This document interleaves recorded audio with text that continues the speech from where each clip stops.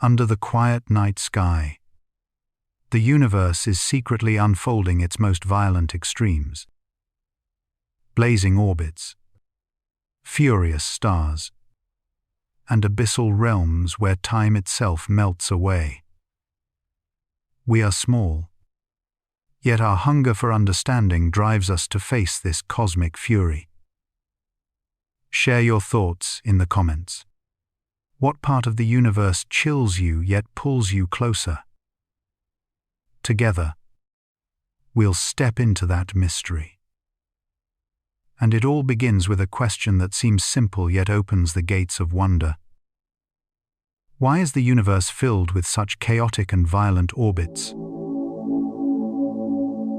Under the soft glow of our fragile world, there is a secret rhythm that has quietly carried us across billions of years. A rhythm so gentle that we barely notice it, yet so precise that a shift no wider than a cosmic breath could have erased every ocean, every forest, every story we have ever told. Tonight, as we drift through this slow river of thought, I invite you to lean back, breathe, and imagine the Earth not as a place we stand upon, but as a small shimmering vessel gliding silently around a star that itself burns with ancient memory. If this journey touches you, I hope you'll gently tap like and subscribe, so that we may continue traveling these cosmic paths together. For billions of years, Earth has traced an orbit so exquisitely stable that life has had the luxury to bloom slowly, cautiously, stubbornly.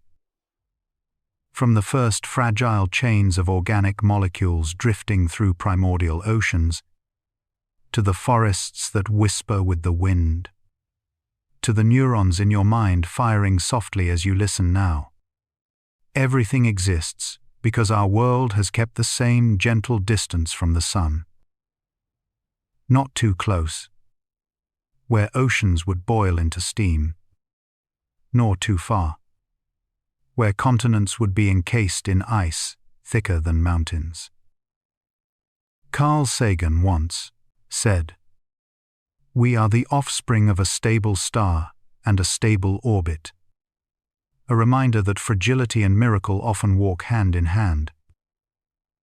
But what holds this delicate balance? This cosmic choreography that allows life to wander from simple molecules to minds capable of wonder?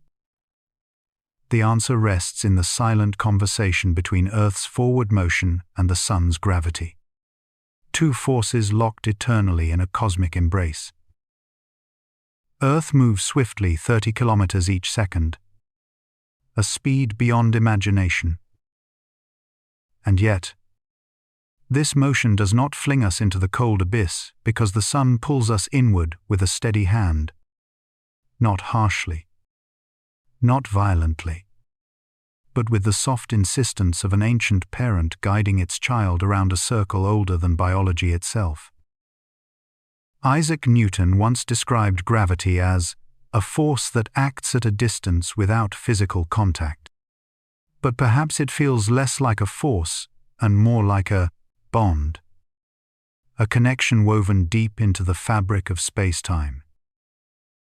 There is something almost tender in the way our orbit curves, as if the Earth is reading the sun's intentions in every moment, adjusting ever so slightly, staying close enough to stay warm, yet far enough to avoid the furnace of nuclear fire.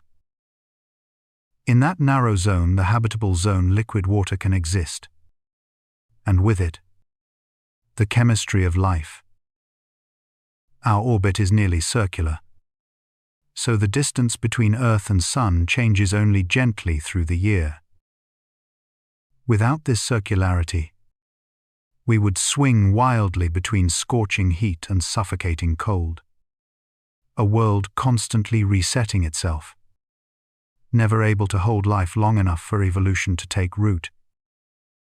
As astrophysicist Kip Thorne once noted, "Stability is the cradle in which complexity grows." It is a cradle we rarely notice, yet one we depend on with every heartbeat. The moon, too, plays its quiet part in this cosmic harmony. Its gravity steadies Earth's tilt, preventing wild swings that could turn deserts into tundras in a single age. Because of the moon, Earth leans at 23.5 degrees, gently, reliably, giving us seasons mild enough for life to adapt rather than perish. Without this stabilizing presence, Earth's axis might wobble like a slowing top, sending climates into chaos. The French astronomer Jacques Lascar once calculated that without the moon, Earth's tilt could vary between 0 and 60 degrees, enough to disrupt every ecosystem we know. Imagine a world where one century is drenched in constant sunlight, and the next locked in endless winter. In such a place, forests could not settle, oceans could not find equilibrium, and the long, slow dance of evolution might never have unfolded. Life would exist in brief flashes, only to be extinguished and forced to start again. Yet here we are, walking on a planet whose climate has remained calm enough for 4 billion years to allow microbes to evolve into thinkers, painters, wanderers of sky and story. Perhaps this is why the universe feels both vast and intimate at once, because we are holding on to a thread so thin, yet so astonishingly unbroken through deep time. Even the other planets offer silent reminders of how rare this stability is. Mercury spins in a distorted path, its orbit stretched into a long ellipse. A world scorched and frozen within a single day. Mars is tilted like us, but without a moon big enough to keep it steady. Its climate swings wildly. And Venus, our sister world, shows what happens when a planet slips just a little too close to the sun, where heat piles upon heat, where clouds trap fire rather than rain. As planetary scientist David Grinspoon wrote, "Venus is Earth's cautionary tale, a reminder that stability is neither guaranteed nor permanent." But how did Earth acquire such a perfect orbit? It is a story written in violence, not in peace. In the early solar system, planets collided, drifted, migrated like restless giants searching for their place. Earth too was shaped by chaos, struck by a Mars-sized world that shattered its surface, forming the moon that now steadies us. Out of destruction came balance. Out of fire came the conditions for water. Much like life itself, order arose from upheaval. When we look at Earth's orbit today, it is easy to forget how fragile it remains. The sun loses mass slowly as it burns, and Earth's orbit widens by a tiny fraction each year. Over millions of years, this subtle drift reshapes the balance of temperature. Milankovitch cycles variations in Earth's tilt and orbit bring ice ages and interglacial warmth. Nothing is truly permanent, not even the harmony we rely on. And yet, the beauty lies in this impermanence, in the realization that life flourishes not because the universe is gentle, but because it offers moments of calm long enough for wonder to grow. When we stand beneath the sky, watching clouds drift or stars shimmer, it is easy to think the universe revolves around our world. But in truth, we revolve around a star that will one day swell and fade. The orbit we depend on will not last forever. Yet for now, it is enough. Enough to let us feel the warmth of seasons. Enough to let us breathe air shaped by ancient forests. Enough to let us wonder why we exist at all. Perhaps that is why understanding Earth's orbit feels emotional rather than technical. Because it reminds us that everything precious is balanced on invisible forces we cannot touch. Only trust. Astronomer Stephen Hawking once said, "We are just an advanced breed of monkeys on a minor planet of a very average star." And perhaps he was right. But even in that humility lies something extraordinary.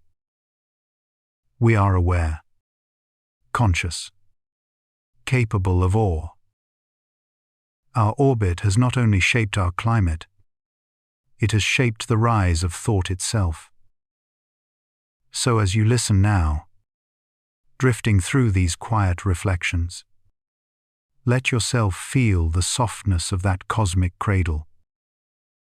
Let yourself imagine Earth as a blue lantern suspended in the dark, moving with unwavering grace around its star.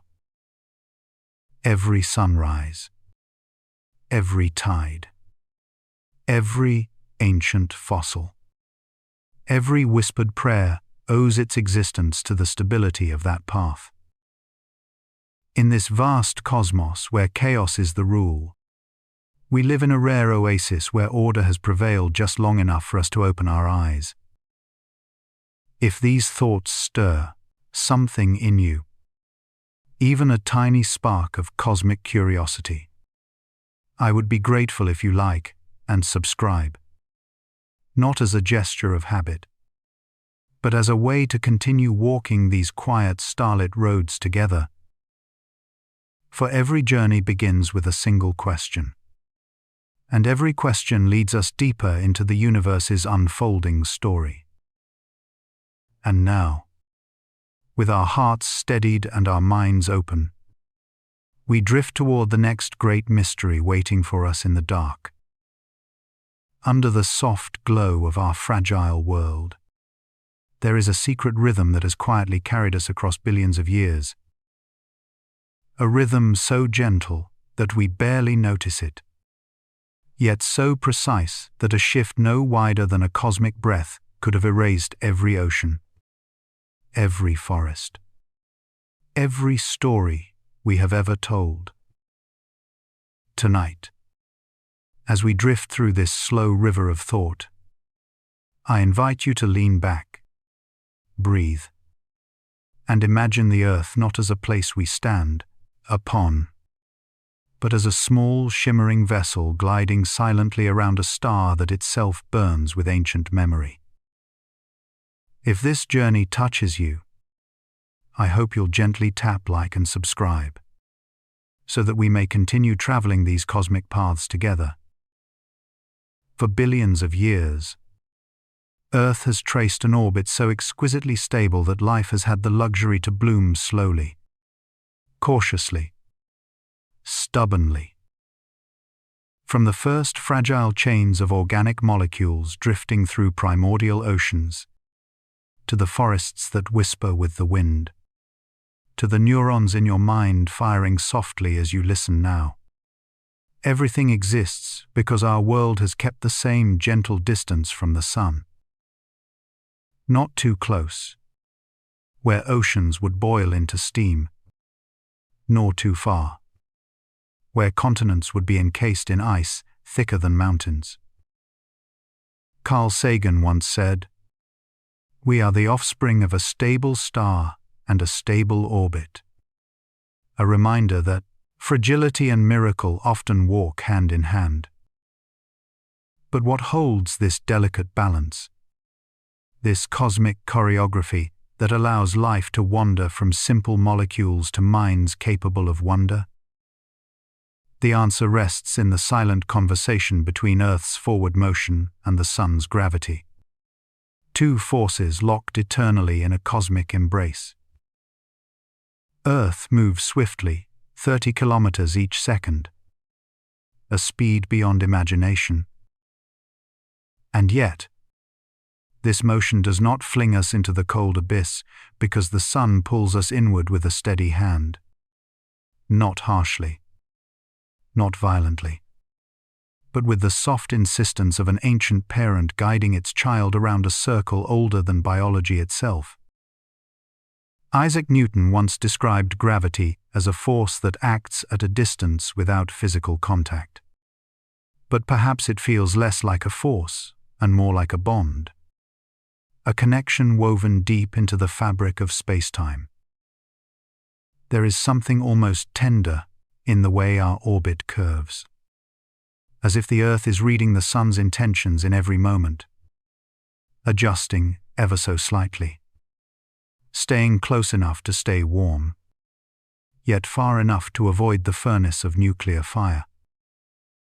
In that narrow zone, the habitable zone, liquid water can exist. And with it, the chemistry of life. Our orbit is nearly circular, so the distance between Earth and Sun changes only gently through the year. Without this circularity, we would swing wildly between scorching heat and suffocating cold. A world constantly resetting itself, never able to hold life long enough for evolution to take root. As astrophysicist Kip Thorne once noted, stability is the cradle in which complexity grows. It is a cradle we rarely notice, yet one we depend on with every heartbeat. The moon, too, plays its quiet part in this cosmic harmony. Its gravity steadies Earth's tilt, preventing wild swings that could turn deserts into tundras in a single age. Because of the moon, Earth leans at 23.5 degrees, gently, reliably, giving us seasons mild enough for life to adapt rather than perish. Without this stabilizing presence, Earth's axis might wobble like a slowing top, sending climates into chaos. The French astronomer Jacques Lascar once calculated that without the moon, Earth's tilt could vary between 0 and 60 degrees, enough to disrupt every ecosystem we know. Imagine a world where one century is drenched in constant sunlight, and the next locked in endless winter. In such a place, forests could not settle. Oceans could not find equilibrium. And the long, slow dance of evolution might never have unfolded. Life would exist in brief flashes, only to be extinguished and forced to start again. Yet, here we are, walking on a planet whose climate has remained calm enough for 4 billion years to allow microbes to evolve into thinkers, painters, wanderers of sky and story. Perhaps this is why the universe feels both vast and intimate at once, because we are holding onto a thread so thin, yet so astonishingly unbroken through deep time. Even the other planets offer silent reminders of how rare this stability is. Mercury spins in a distorted path, its orbit stretched into a long ellipse, a world scorched and frozen within a single day. Mars is tilted like us, but without a moon big enough to keep it steady. Its climate swings wildly. And Venus, our sister world, shows what happens when a planet slips just a little too close to the sun, where heat piles upon heat, where clouds trap fire rather than rain. As planetary scientist David Grinspoon wrote, Venus is Earth's cautionary tale, a reminder that stability is neither guaranteed nor permanent. But how did Earth acquire such a perfect orbit? It is a story written in violence, not in peace. In the early solar system, planets collided, drifted, migrated like restless giants searching for their place. Earth, too, was shaped by chaos, struck by a Mars-sized world that shattered its surface, forming the moon that now steadies us. Out of destruction came balance. Out of fire came the conditions for water. Much like life itself, order arose from upheaval. When we look at Earth's orbit today, it is easy to forget how fragile it remains. The Sun loses mass slowly as it burns, and Earth's orbit widens by a tiny fraction each year. Over millions of years, this subtle drift reshapes the balance of temperature. Milankovitch cycles variations in Earth's tilt and orbit bring ice ages and interglacial warmth. Nothing is truly permanent. Not even the harmony we rely on. And yet, the beauty lies in this impermanence, in the realization that life flourishes not because the universe is gentle, but because it offers moments of calm long enough for wonder to grow. When we stand beneath the sky, watching clouds drift or stars shimmer, it is easy to think the universe revolves around our world. But in truth, we revolve around a star that will one day swell and fade. The orbit we depend on will not last forever. Yet for now, it is enough. Enough to let us feel the warmth of seasons. Enough to let us breathe air shaped by ancient forests. Enough to let us wonder why we exist at all. Perhaps that is why understanding Earth's orbit feels emotional rather than technical. Because it reminds us that everything precious is balanced on invisible forces we cannot touch. Only trust. Astronomer Stephen Hawking once said, "We are just an advanced breed of monkeys on a minor planet of a very average star." And perhaps he was right. But even in that humility lies something extraordinary. We are aware, conscious, capable of awe. Our orbit has not only shaped our climate, it has shaped the rise of thought itself. So as you listen now, drifting through these quiet reflections, let yourself feel the softness of that cosmic cradle. Let yourself imagine Earth as a blue lantern suspended in the dark, moving with unwavering grace around its star. Every sunrise, every tide, every ancient fossil, every whispered prayer owes its existence to the stability of that path. In this vast cosmos where chaos is the rule, we live in a rare oasis where order has prevailed just long enough for us to open our eyes. If these thoughts stir something in you, even a tiny spark of cosmic curiosity, I would be grateful if you like and subscribe, not as a gesture of habit, but as a way to continue walking these quiet, starlit roads together. For every journey begins with a single question, and every question leads us deeper into the universe's unfolding story. And now, with our hearts steadied and our minds open, we drift toward the next great mystery waiting for us in the dark. The question drifts through the mind like a feather suspended in a sunbeam. Quiet at first, then strangely haunting. What would truly happen if Earth's orbit slipped only a little, nudged inward toward the heat or outward toward the chill? The thought settles across the imagination like the soft echo of a gong, vibrating out into the dark fields of space. And suddenly every sunrise, every drop of rain, every memory that life has carved into the thin crust of this world becomes something fragile. almost trembling. It is in these fragile possibilities that the cosmos speaks most clearly, reminding us that stability is not a promise, only a brief harmony we happen to inhabit. Astronomers often say that Earth is not just in the habitable zone, it is in the exquisitely balanced heart of it.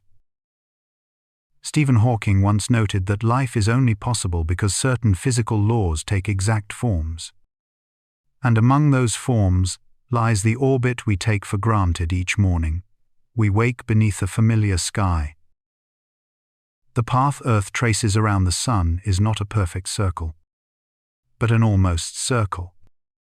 An ellipse so gentle that temperatures remain mostly steady.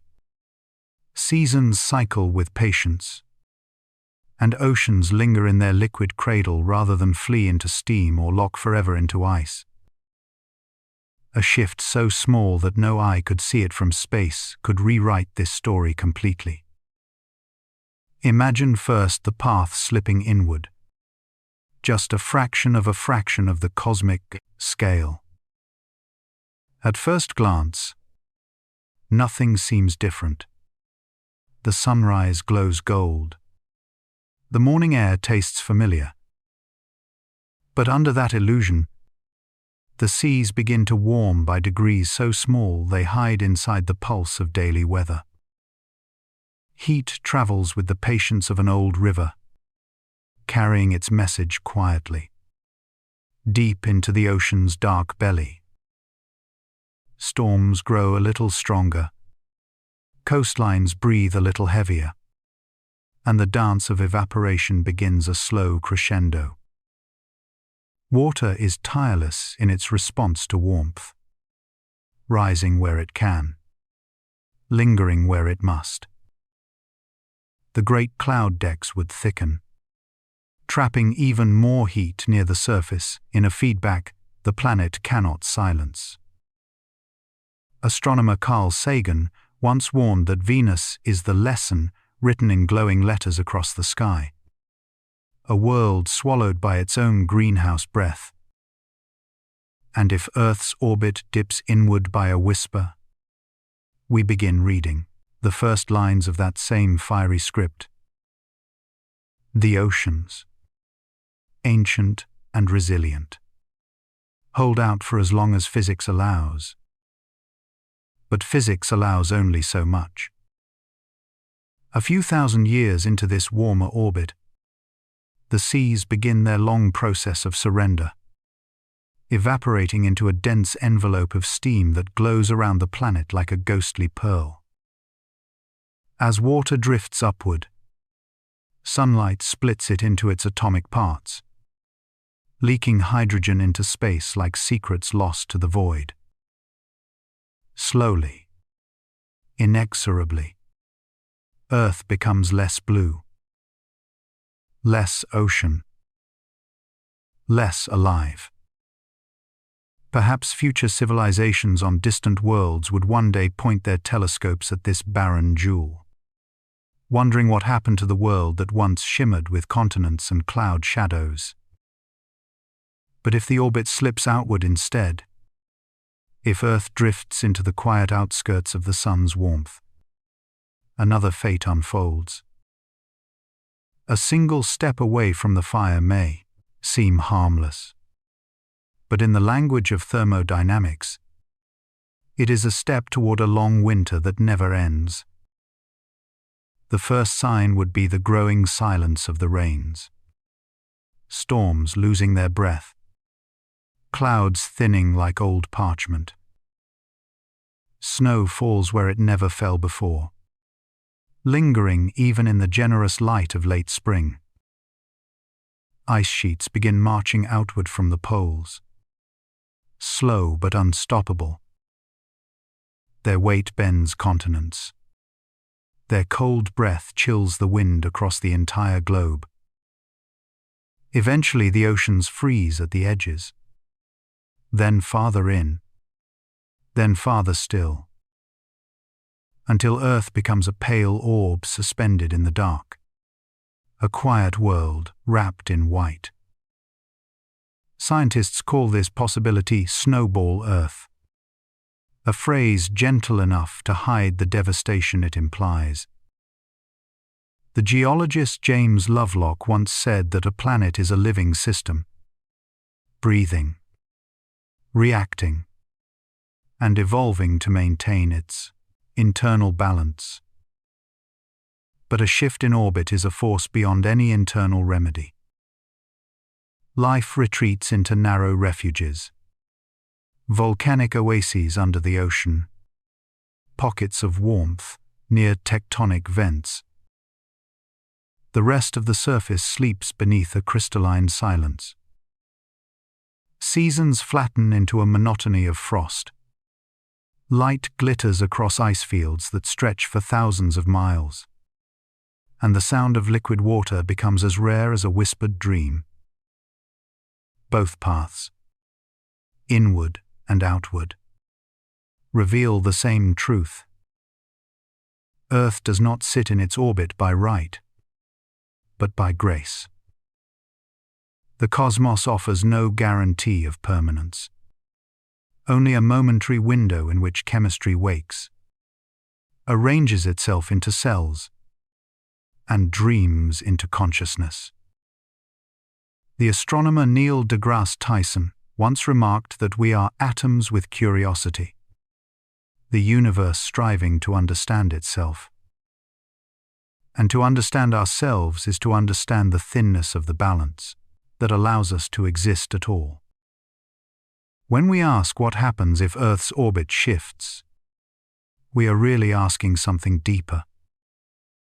What holds the delicate line between thriving and vanishing, between oceans and deserts, between forests and frost fields, between the warm breath of life and the long quiet of extinction?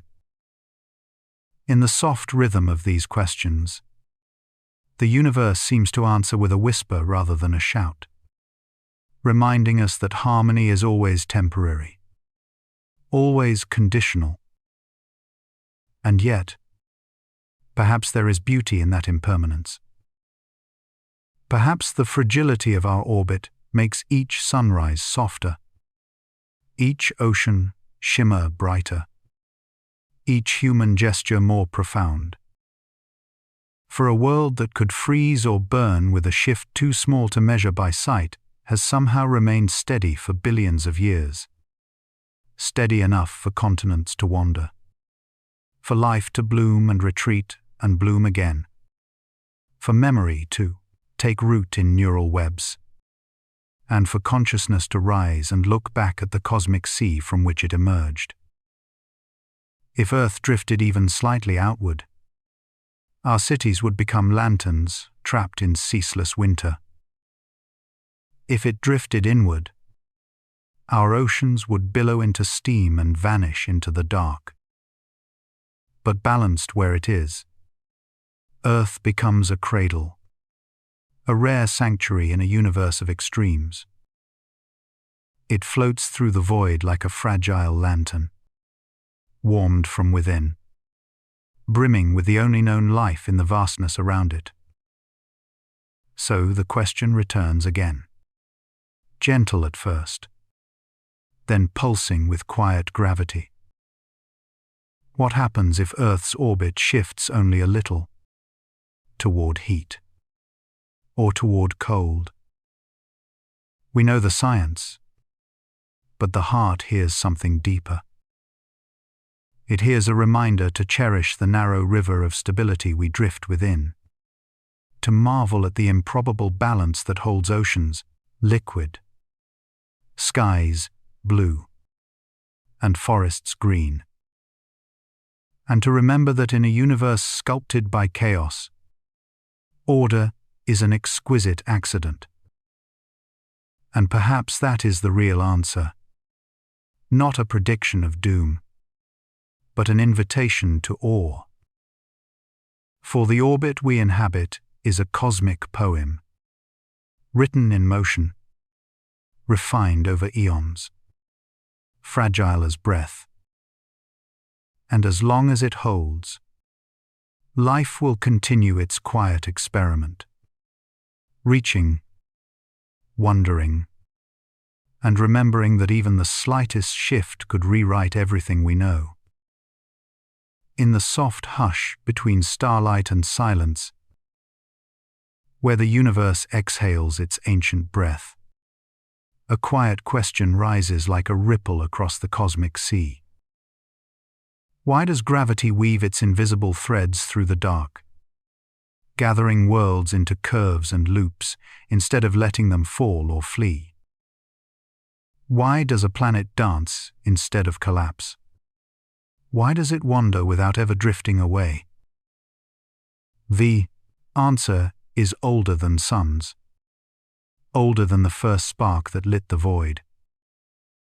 And yet it speaks to us with the intimacy of a heartbeat, steady, patient, eternal. Gravity, as Einstein once whispered to the world, is not a force in the traditional sense. It is the curvature of space-time itself, a bending of reality that tells matter how to move. And matter replies, endlessly, faithfully. The planets are simply following the shape of the stage beneath them, gliding along pathways sculpted by the mass of the sun. They are not held by chains, nor tethered by cords, but instead are carried gently by the geometry of existence, as though riding on grooves carved into the fabric of everything that is. When we imagine planets falling toward the sun, we imagine gravity as a pull, as if some great invisible hand is dragging them inward. But Isaac Newton's insight was more delicate, more fragile in its brilliance. The planets fall because they are forever missing the sun. They are always falling toward it, yet always moving forward quickly enough that they miss it again and again, like a stone thrown so fast that the world curves away beneath it. Carl Sagan once said, "We are wanderers, driven by ancient forces across the great dark." And nowhere is that wandering more poetic than in the orbits that cradle our cosmic home. Imagine Earth suspended in the black, gliding at nearly 30 kilometers each second. If it slowed even a little, the sun would claim it in a fiery embrace, pulling it inward with a warmth that would boil oceans and turn continents to vapor. And if Earth sped up, even by a breath, the sun's pull would weaken against that velocity, and Earth would drift outward, into a realm of cold so deep it would freeze the rivers of time themselves. Balance is the quiet miracle that sustains us, a cosmic negotiation unfolding every second since our world was born. Stephen Hawking once wrote, "To confine our attention to terrestrial matters would be to limit the human spirit." And so we lift our eyes to the sky and witness that spirit made manifest in the dynamic curves of the planets. Orbits are not simply paths. They are relationships. A continual dialogue between speed and attraction, between motion and meaning. Gravity whispers, the planet answers, and in the tension between falling and fleeing, an orbit is born. Across the solar system, the story repeats. Mercury rushes around the sun like a spark dancing around a bonfire, its speed a shield against annihilation. Neptune, far away and cold as a forgotten dream, drifts so slowly that its orbit could be mistaken for stillness. Yet the same truth binds them, both. Gravity curves space. Motion traces that curve. A balance so delicate that even the slightest deviation would rewrite the sky. Imagine space-time itself as a vast ocean, thick with invisible currents, where every star is a whirlpool, every planet a small boat slipping along the gravitational tide. The sun's mass creates a deep valley in this ocean, a depression so wide and smooth that planets slide along its edges in graceful arcs. They are held not by force, but by the shape of the world beneath them, much like a marble circling the rim of a great bowl. Not touching the center, not escaping the lip, simply moving, endlessly. But why does this motion not fade? Why do planets not spiral inward as friction would demand? Because space is nearly empty, quiet, frictionless. A perfect stage for eternal motion, where momentum becomes a kind of memory. The Earth remembers every push it received during its formation, every collision, every gravitational handshake with the ancient chaos of the early solar system. That memory lives in its speed, and that speed weaves the path it follows still. Gravity itself is patient, gentle in its persistence. It does not demand, it invites. It curves the world around it and lets motion choose how to respond. Sometimes motion yields and falls inward, collapsing into fire or stone. Sometimes it rebels and breaks free, becoming a comet streaking into the dark. But when motion meets gravity in perfect harmony, an orbit emerges. The poet Rainer Maria Rilke once wrote, "Everything is gestation and then bringing forth."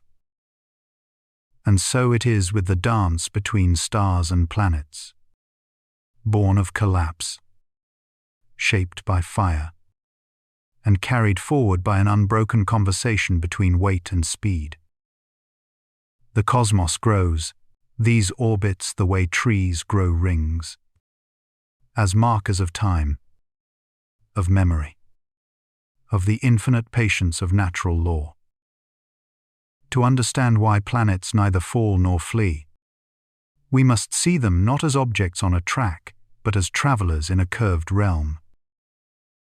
Their momentum is a longing to go straight. Their fall is a longing to go inward. And the orbit is the compromise, the soft middle between two desires. It is the geometry of peace, written in the language of motion. As we drift further into this understanding, we sense a deeper truth. That orbits are not accidents, not coincidences, but the natural songs of the universe, melodies formed where gravity shapes space and space shapes the journey of worlds. Every moon, every asteroid, every frozen shard on the edge of the Oort cloud follows this same ancient instruction. Look to the night sky and you will see not chaos, but choreography. The planets sweep their ellipses like brushstrokes on a dark canvas, each orbit a testament to balance, each revolution a quiet vow to the forces that set it in motion. And we, riding one such orbit, find ourselves in a rare cradle of stability, a gentle corridor of warmth where life could take root. If Earth sat closer to the sun, its oceans would rise in boiling waves. If it drifted farther, glaciers would swallow continents. We survive only because our path is precise, our speed true, our gravity partner unwavering. It is a miracle disguised as mathematics, a harmony written into the universe long before the first creatures learned to lift their eyes to the sky. And so, as we float through the quiet hours of the cosmos, listening to the slow hum of starlight, we are reminded that we do not cling to the sun, nor flee from it. We dance, endlessly, beautifully, following the curve of a space shaped by a star that burns with ancient fire. Gravity draws the stage, motion writes the steps, and the orbit becomes the story. A story that carries us forward, year after year, through seasons and shadows, through dawns that spill gold across the oceans and nights that hold the world in silver. A story carved into space-time, whispered by physics, sung by the planets. And in that song, in that quiet motion through the dark, we find our answer. Not in force, but in harmony. Not in struggle, but in balance. The planets do not fall, and they do not flee. They follow the curves of a universe that knows how to hold them. Beneath the soft hush of the cosmic ocean, where starlight drifts like ancient incense and the dark is never truly silent, there is a rhythm that binds all worlds together, a slow, gravitational breathing that cradles planets in invisible hands. Yet even within this grand serenity, there are places where harmony falters, where the dance becomes jagged, unpredictable, almost violent. And in the quiet folds of our own solar system, two distant wanderers remind us that order is never guaranteed, that the clockwork of the cosmos hides moments of wild improvisation. Mercury, the scorched messenger of dawn, and Pluto, the lonely pilgrim at the rim of our celestial family, are worlds shaped by chaos. Their paths carve ellipses that tug against the sun's dominion, shifting in subtle but relentless ways that whisper of deeper forces at play. As Carl Sagan once said, "The cosmos is within us. We are made of star stuff. We are a way for the universe to know itself." And perhaps it is through the strange and stubborn motions of these two worlds that the universe invites us to question the certainty of what we call order, inviting us to witness the beauty of what arises when structure bends toward unpredictability. Mercury, small enough to fit into the pocket of Jupiter's vast storm, moves in a path that refuses to trace the same line twice. Each orbit precesses, sliding forward with time, sketching a daisy-like bloom against the sun's fierce glow. It is a pattern that puzzled astronomers for centuries, until Einstein's general relativity revealed a secret: that space itself curves under the weight of gravity. And Mercury, so close to the sun, feels that curvature like a leaf caught in a whirlpool. Its extremes are a study in contrast. Temperatures leaping from inferno to abyss, its thin exosphere battered by solar wind. Standing there, you would witness dawn and dusk warring across a fractured horizon, a world trembling under the sun's tidal pull, stretched and tormented by a gravity no other planet must endure so directly. Mercury is chaos sculpted by closeness, the embodiment of what happens when a world strays too near the heart of power. In the opposite direction, far beyond the warmth that cradles the inner planets, Pluto drifts through shadows ancient and cold. Its elongated orbit stretches so far from circular perfection that it almost resembles a cosmic exile, dipping in and out of regions where sunlight becomes only a memory.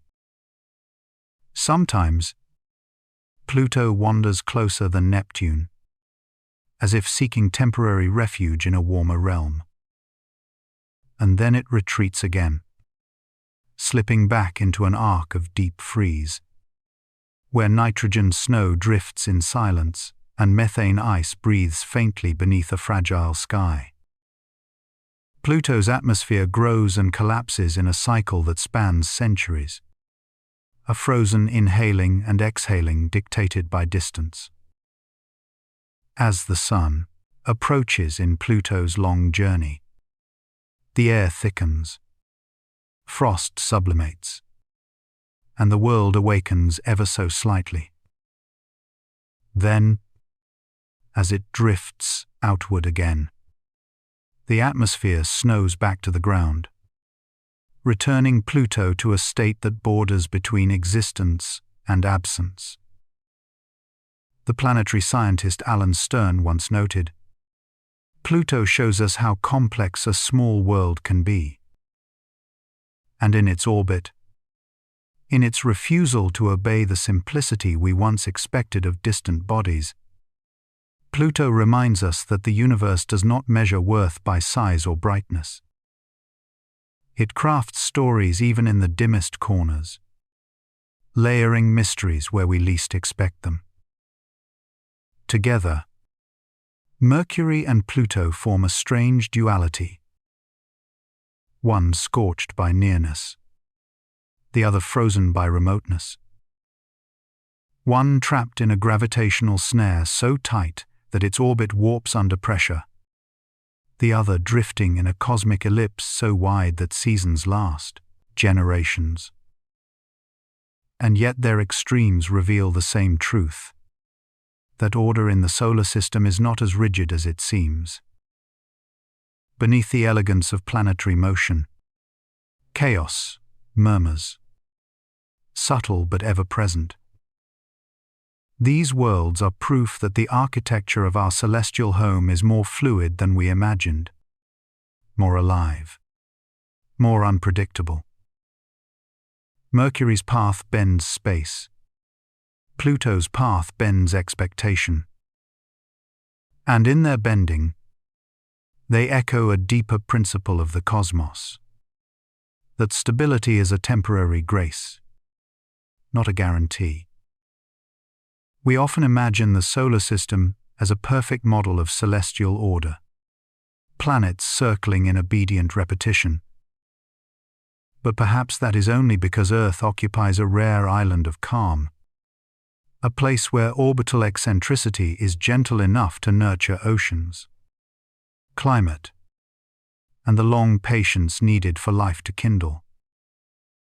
When we peer at Mercury and Pluto, we glimpse alternative fates, timelines where worlds endure tempests of heat or exiles of cold.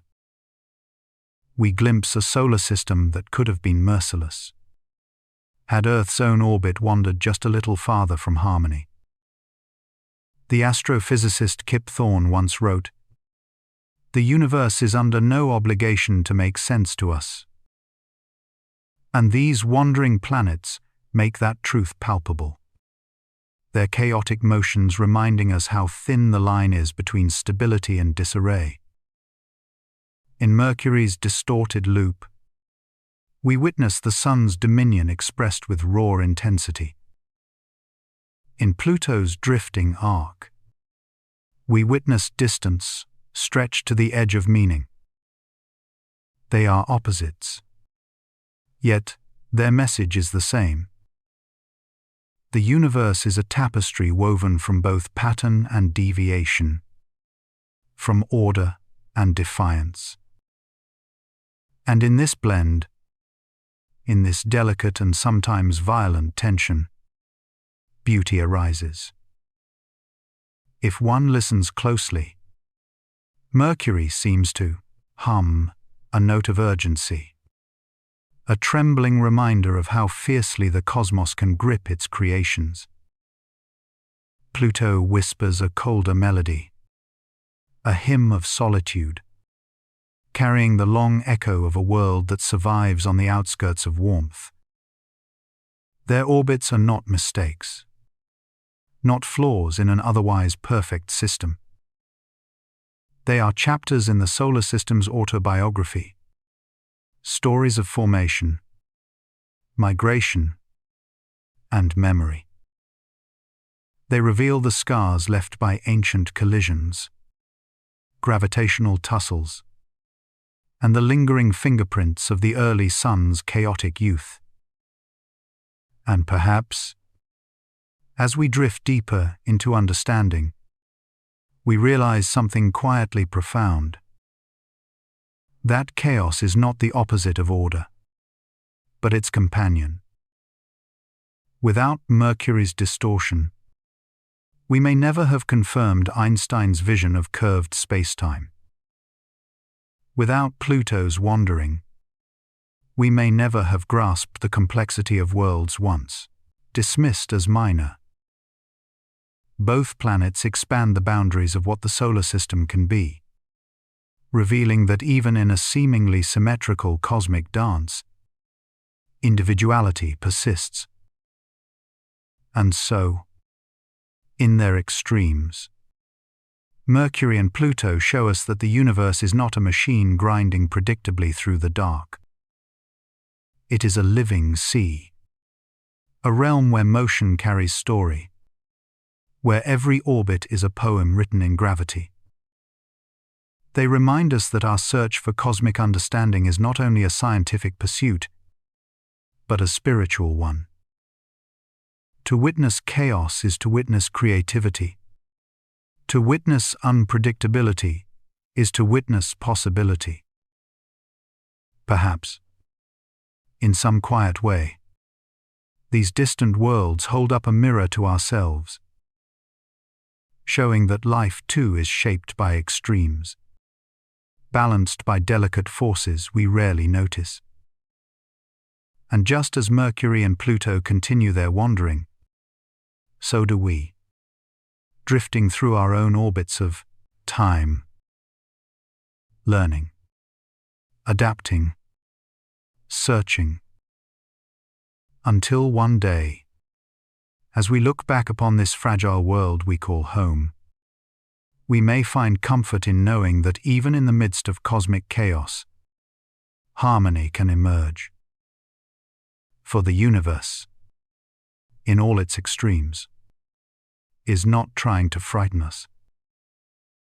It is inviting us to understand it, to listen, and to remember that creation itself is born from the tension between order and wildness.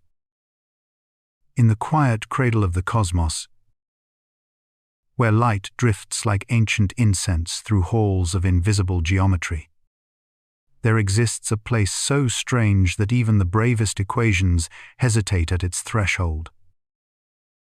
A place where time forgets how to move, and space folds inward like a great beast curling into sleep. To fall toward a black hole is to approach the boundary between what we know and what we fear, what we imagine and what the universe quietly insists is real. Physicist Kip Thorne once said that black holes are the most perfect macroscopic objects in the universe, and the only elements in their construction are our deepest mysteries. And perhaps that is why the mind lingers on them, returning again and again as if compelled by a gravity of its own. For when we ask what happens as we fall in, we are really asking what happens when the known world burns away and only truth remains. Imagine, then, that your journey begins in silence. Stars around you shimmer with gentle indifference, their light stretched thin by distance. Ahead, suspended between awe and annihilation, the black hole waits. Not a hole, not an object, but an absence so dense that even hope cannot climb free once captured. Its edges are not edges at all. But the event horizon, that one-way membrane where light itself becomes a memory of escape. As you drift closer, space begins to curve around you like a whispered confession. Time slows, stretching into a delicate thread that thins with every heartbeat. To a distant observer, you appear to linger, frozen at the threshold, your final moments smeared across eternity, as if the universe cannot bear to let you go. But from within your own experience, nothing halts, nothing hesitates. You continue downward, carried by the cosmic tide. Stephen Hawking once noted that black holes are not eternal prisons but dynamic creatures of space-time, feeding and evaporating in an endless cycle. Yet even he spoke of the event horizon with a kind of reverent caution, as though acknowledging a threshold not only in physics but in perception itself.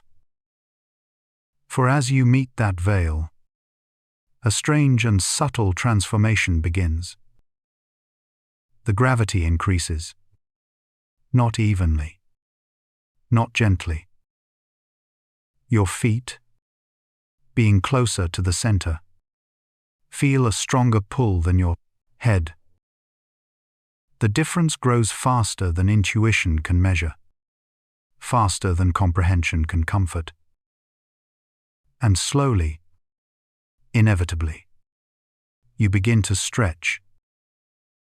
This is spaghettification, a word so whimsical that it barely hints at the terror it describes. Your body becomes a filament, elongated by tidal forces, hundreds of thousands of times stronger than any earthly tide. Atoms strain. Electrons tear away. Molecular bonds surrender like shoreline sand, slipping beneath a rising wave. In the soft language of physics, you are being tidally disrupted. In the language of poetry, you are being unmade. Yet, even here, there is a strange beauty. Because as you fall, the universe reveals itself anew. Light from behind you bends around the black hole's throat, forming a glowing halo. The stars distort into luminous rivers, their reflections stretched across curved space. The cosmos becomes a painting in motion, its colors carried on the tides of relativity. Astrophysicist Subramanian Chandrasekhar once said that the study of black holes is the most beautiful and imaginative art form of science. And it is in this descent, in this surrender, that his words take shape. For even as your form stretches, even as time twists, you are witnessing truths written at the foundation of reality. Truths that demand to be felt rather than merely understood. Beyond the event horizon, the rules change. Space points inward. Time becomes a direction from which you cannot turn back. The singularity lies ahead, not as a point in space, but as your inevitable future. It is a place where gravity climbs beyond infinity, where density becomes a question that mathematics refuses to answer. Singularity, a word that means we do not know, that perhaps we cannot know. It is the boundary where the universe stops whispering and falls into silence. Some theorists suggest that beyond the singularity lies another universe, a rebirth of space and time. Others propose that all matter collapses into a dimension beyond our own, hidden like a shadow behind the visible world. Yet the truth remains elusive, shimmering just outside our grasp. As physicist John Wheeler once said, Black holes teach us that the universe is stranger than we imagine, and perhaps stranger than we can imagine. In your final approach, time becomes something fragile. Moments lengthen, soften, dissolve. You are no longer falling through space, but through the architecture of time itself. The cosmos curves around you, embracing you with its invisible hands. The acceleration becomes your horizon, your destiny, your narrowing path to the unknown. There is no pain, only the quiet surrender of form. No fear, only the recognition that you are returning to the deep well from which all stars are born, and into which all stars will one day fall. In this final movement, you are not destroyed, but transformed, unraveled into the pure language of gravity, rewritten in the script of space-time. Your atoms scatter, yet not into space, but into the curvature that defines the black hole's heart. Your light, once a quiet flame, becomes part of the gravitational memory of the universe. And though no signal escapes, no story returns, something of you remains etched into the geometry of that timeless place. Perhaps that is the true wonder, that falling into a black hole is not simply an ending, but an encounter with the deepest mysteries of existence. It is the moment when physics becomes poetry, when knowledge bows before awe. In this descent, you touch the point where the universe writes its laws in strokes of darkness and light, where identity dissolves into the vast tapestry of creation. And so, as you slip beyond the horizon, leaving behind the familiar rhythms of stars and planets, imagine the universe watching, not with eyes, but with gravitation, with the quiet certainty of its own design. Imagine it holding you, guiding you, welcoming you into the place where questions end and wonder begins anew. For in the end, falling into a black hole is not the collapse of meaning, but the illumination of mystery. A reminder that beyond every horizon, even one from which no light returns, there lies something worth seeking. Something that calls to us, softly, endlessly, like the heartbeat of the cosmos itself. In the quiet drift of the cosmic night, when the Milky Way stretches like a river of frozen whispers across the dark, there is a pulse hidden beneath its shimmering veil, a gravity so immense that even light bows before it. Astronomers once believed the heart of our galaxy might be nothing more than a crowded metropolis of ancient stars, a swirling congregation of brilliant giants and fading embers. But beneath that glow lies something far more mysterious, far more commanding. A supermassive black hole, silent, invisible, but shaping the destiny of everything around it. We know it is there, not because we see it, but because the stars around it behave like dancers bound to an unseen choreographer, each one tracing an orbit so sudden and tight that only a gravitational giant could anchor their motion. Andrea Ghez once said, "The motions of these stars are the smoking gun evidence." And, indeed, they spiral around a point with no light, no mass we can detect directly, only an irresistible gravitational pull.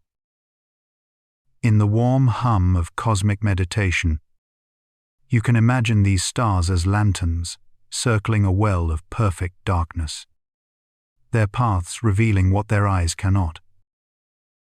Light from their journeys arrives to us after thousands of years, carrying ancient stories of acceleration, of turns so sharp that nothing less than 4 million solar masses compressed into one invisible point could make sense of them. Reinhard Genzel reflected on this marvel, saying, "We are looking at the most convincing evidence yet that black holes are real." As telescopes sharpened their gaze, as infrared cameras pierced the dust that blinds ordinary vision, the truth emerged slowly like dawn through fog. At the center of the Milky Way, in a region called Sagittarius A*, stars flicker in tight elliptical dances, whipping around a point whose mass defies imagination. One star in particular, its 2, became a messenger across decades, completing its orbit in just 16 years, diving so close to the darkness that its speed approached 3% the speed of light. When S2 swung past the invisible core, its light stretched and reddened, marking the first time humanity directly witnessed general relativity in action at the edge of a supermassive black hole's domain, a cosmic bow to Einstein's prophecy. In this meditative ocean of stars, the evidence becomes not merely scientific, but poetic. Something immense sits at the center, binding orbits like threads of silk, shaping the swirl of the galaxy, whispering of collapsed suns and forgotten epochs. Yet it remains the most silent entity we know, a void that consumes all it touches, a shadow that outlives its own history. To know a black hole is to study absence itself, to measure what cannot be seen but only felt through motion. It is the most profound form of inference in the cosmos, a puzzle solved not by observing what is present, but by understanding what must exist for the surrounding world to make sense. If a star curves, something must pull. If a star accelerates, something must claim authority over its path. And if that pull is so strong that no known object could cause it, then the darkness becomes its own signature. In this soft cosmic contemplation, imagine sitting on a lonely outpost near the galactic center, watching stars streak in graceful arcs over thousands of years. Each motion, a syllable in a language gravity speaks fluently.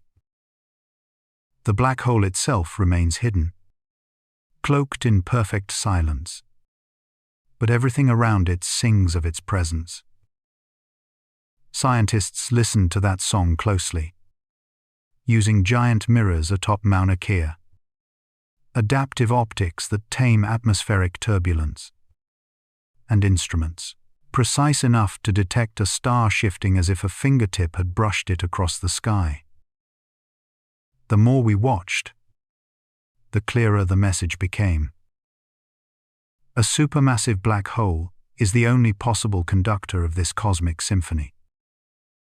Neil deGrasse Tyson once remarked, "We know black holes exist not from what we see going in, but from how the universe dances around them."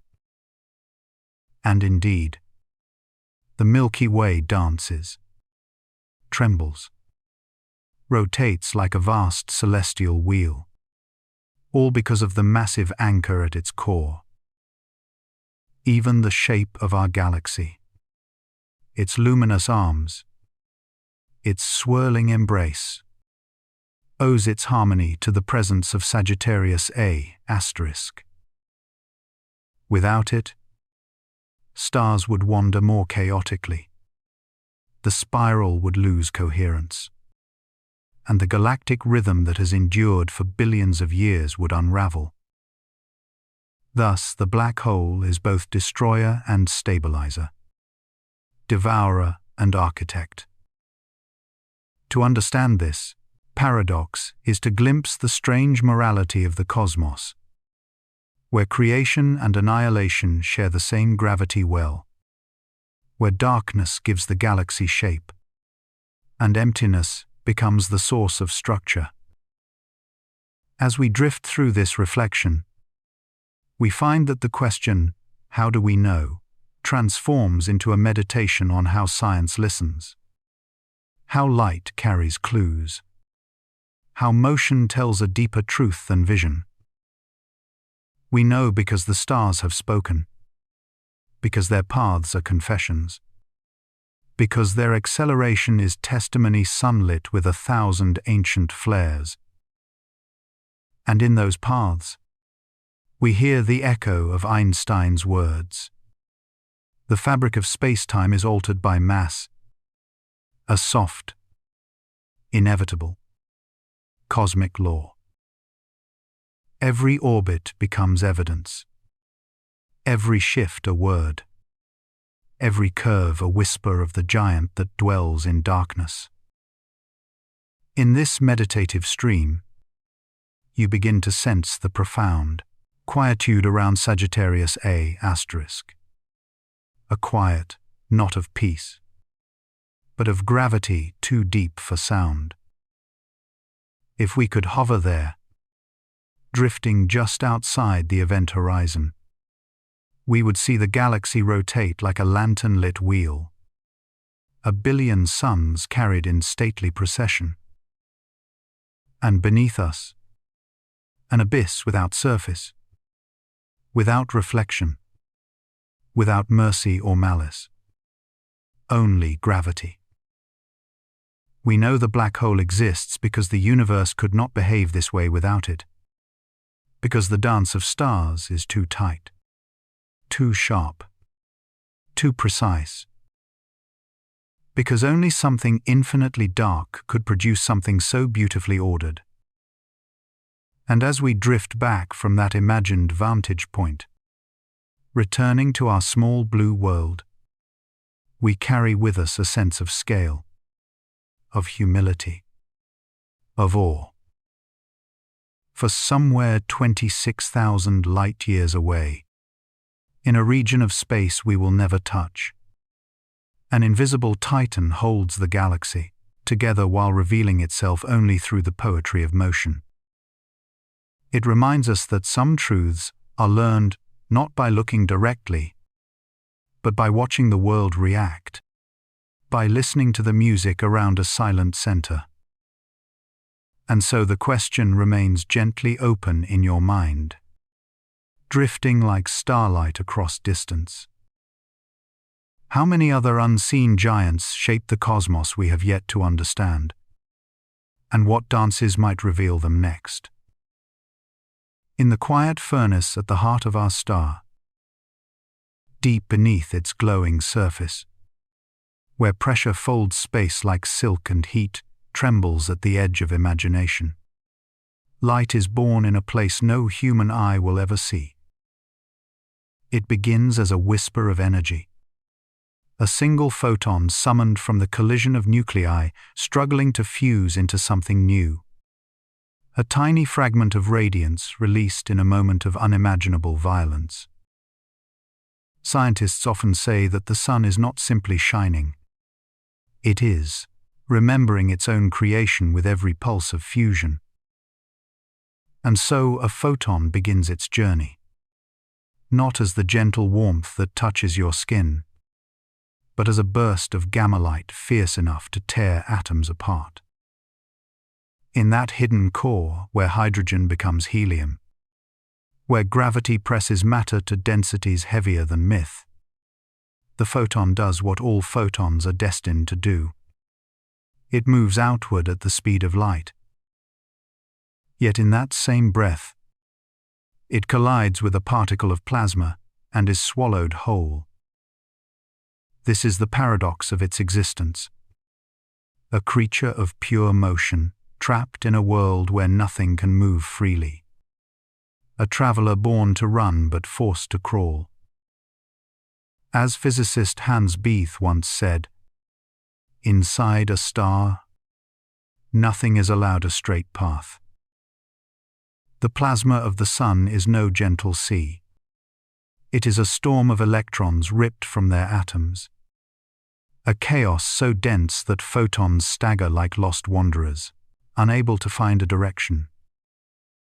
Every time the newborn photon attempts to escape, it is caught, absorbed, scattered, and thrown into a new random path. This dance repeats not once, but billions upon billions of times.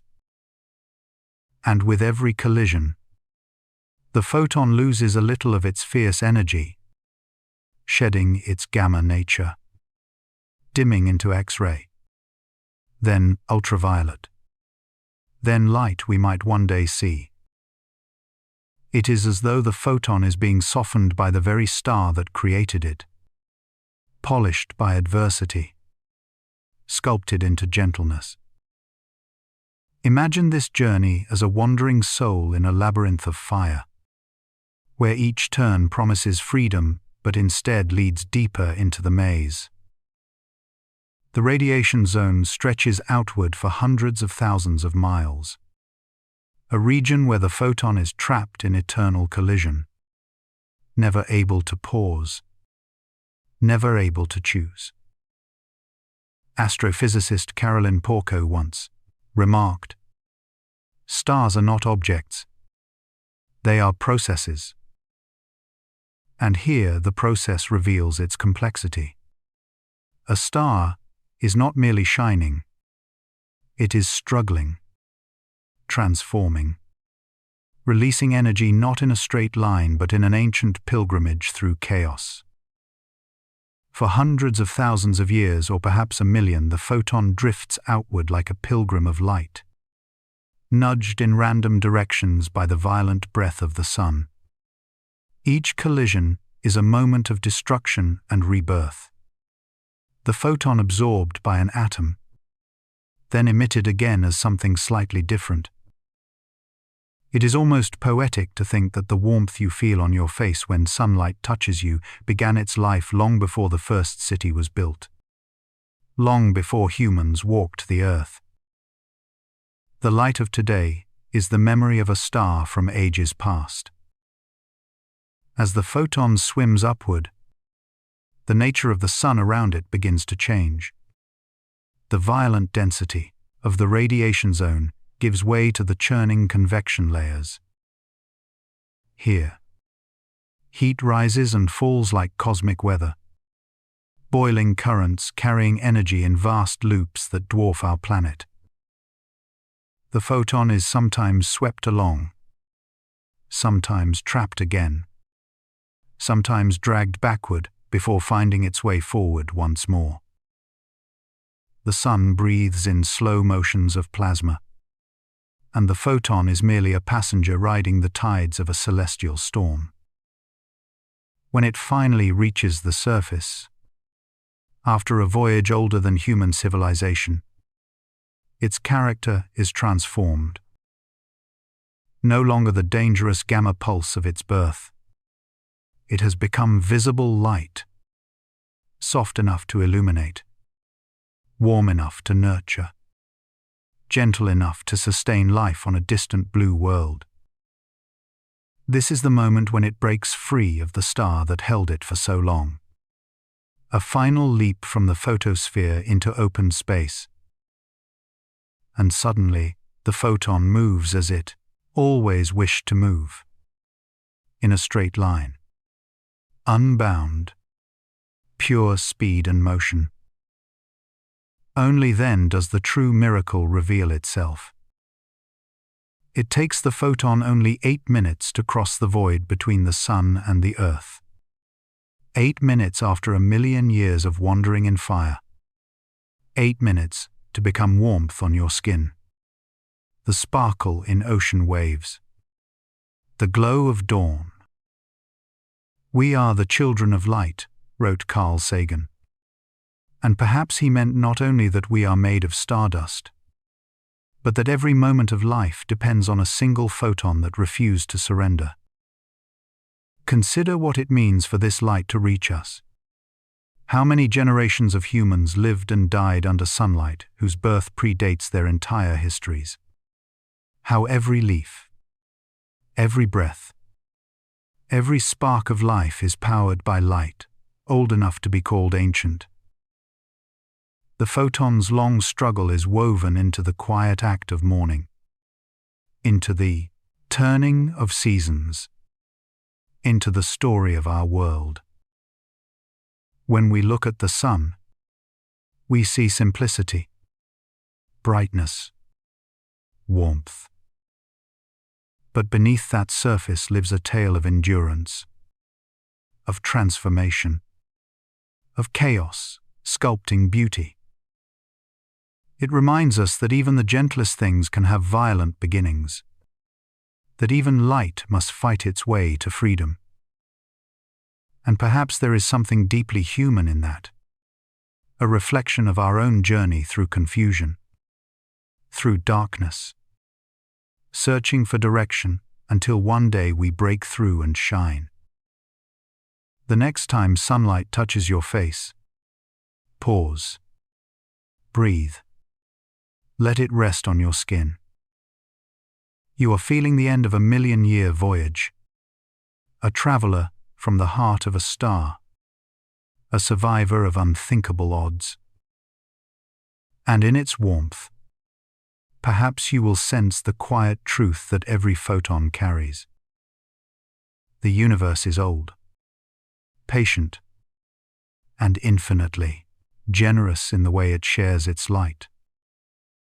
In the stillness between heartbeats, when thought softens and the mind drifts like dust along a sunlit beam, we begin to sense a deeper rhythm pulsing through the cosmos. A rhythm woven from fire, magnetism, and ancient light. Here, in the vast quiet beyond Earth's gentle atmosphere, the sun breathes in ways both tender and terrifying, its warmth sustaining every leaf, every ocean tide, every whisper of life. Yet hidden beneath its glowing serenity is a force that roars with the power of creation and destruction in the same breath. This is the breath we call the solar wind, a restless stream of electrically charged particles that rush outward across the solar system, carrying with them the moods and tempers of our star. And as we drift closer in imagination, listening with the inner ear rather than the outer ones, we begin to hear that breath, rising and falling like an ocean of fire. Scientists once believed the sun was constant, a steady lantern hung in space, unchanging and serene. But as our instruments sharpened and our perspectives widened, we learned what astronomer Eugene Parker once said with quiet awe: the sun is a living thing. Its surface is no surface at all, but a boiling tide of plasma, charged and restless, endlessly stirred by magnetic fields that twist and knot like serpents of invisible force. These magnetic lines are not gentle threads, but taut ropes of energy, pulled and tangled by the sun's rotation until tension builds beyond what even a star can hold. When these knots snap, the universe shudders. A solar flare erupts, bright enough to outshine the rest of the sun for moments that feel like eternity. A flare is not a simple burst of light.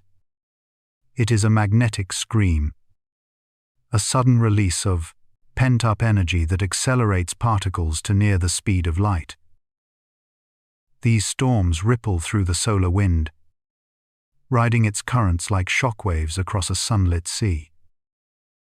And in their wake come coronal mass ejections, titanic expulsions of plasma and magnetic fields that can carry more mass than 10,000 mountains of Earth.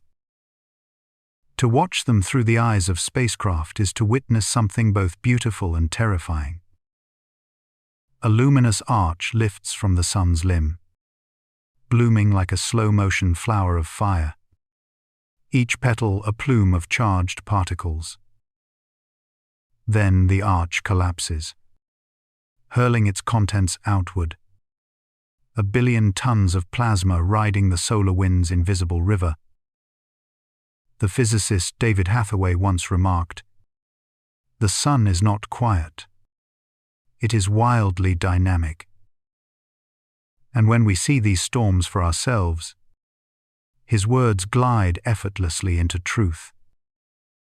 Drifting through this meditation, we imagine ourselves following the solar wind across millions of kilometers, passing the orbits of Mercury and Venus, feeling the faint pressure of particles brushing against our ethereal form. These particles, mostly electrons and protons, leave the sun at speeds reaching hundreds of kilometers per second. Yet they are born in chaos, shaped by magnetic fields that tear open the sun's atmosphere and fling matter outward in shimmering streams. When the solar wind reaches Earth, it does not arrive unchallenged. Our planet is wrapped in its own magnetic field, a shield sculpted by the molten iron that churns deep beneath our feet. This magnetosphere is our guardian, deflecting most of the wind like a stone dividing a river. The collision between them forms a long comet-like tail behind Earth, stretched and sculpted by solar fury. Yet even guardians have weaknesses. When a coronal mass ejection sweeps toward Earth, carrying its own tangled magnetic field, the alignment of that field becomes a question of fate. If the solar storm's field opposes our own, they push away harmlessly. But if they align, locking together like gears in a cosmic mechanism, energy can spill into our magnetosphere. The result is a geomagnetic storm, a disturbance so powerful it can stir electric currents in the ground, overload power grids, disrupt satellites, and distort the signals that connect our digital world. Yet in this danger lies beauty. For when charged particles spiral along Earth's magnetic field lines and plunge into the poles, the sky ignites. Green and crimson waves unfurl across the night, curtains of light shimmering as if the atmosphere were a great celestial harp plucked by solar fingers. The aurora is our reminder that even the most violent cosmic forces can paint moments of profound tranquility. Physicist Carl Sagan once whispered, "The beauty of a living thing is not the atoms that go into it, but the way those atoms are put together." And as the aurora dances, we understand that the same violence which threatens us also enchants us. Floating again through imagination, we return to the sun, watching its magnetic fields writhe like luminous tides. The dynamo within its core, forged from hot plasma swirling in vast convective cells, continually builds and breaks magnetic structures. These cycles span years, rising toward moments of heightened activity before sinking into quieter phases. This is the solar cycle, the heartbeat of our star. Every 11 years, sunspots multiply, flares intensify, and the solar wind grows wilder. It is a reminder that even the star we rely on for life is governed by rhythms far older and grander than ourselves. In this cosmic breathing, we find the paradox of existence. The sun nurtures and destroys, warms and burns, comforts and threatens. As we continue drifting through this meditative river of thought, we reflect on the delicate balance that allows life on Earth to flourish. A balance maintained not through stillness, but through the dynamic dance between solar wind and magnetosphere. Without Earth's magnetic shield, the solar wind would erode our atmosphere, stripping away air and water. Mars bears the scars of such a fate. A barren world once warmer, wetter, and more Earth-like than it is now. Its weak magnetic field could not stand against the solar wind, and so its atmosphere thinned, its seas vanished, and the world fell silent. By contrast, Earth holds firm, wrapped in a magnetic cocoon that lets us breathe, dream, and watch the sky without fear. Yet even with this shield, we are not exempt from the sun's tempests. The Carrington event of 1859, the greatest geomagnetic storm ever recorded, sent telegraph lines sparking with fire, auroras spilling as far south as the Caribbean.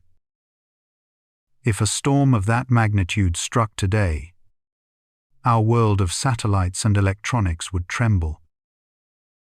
The astrophysicist Daniel Baker once warned, "A solar superstorm is not a question of if, but when."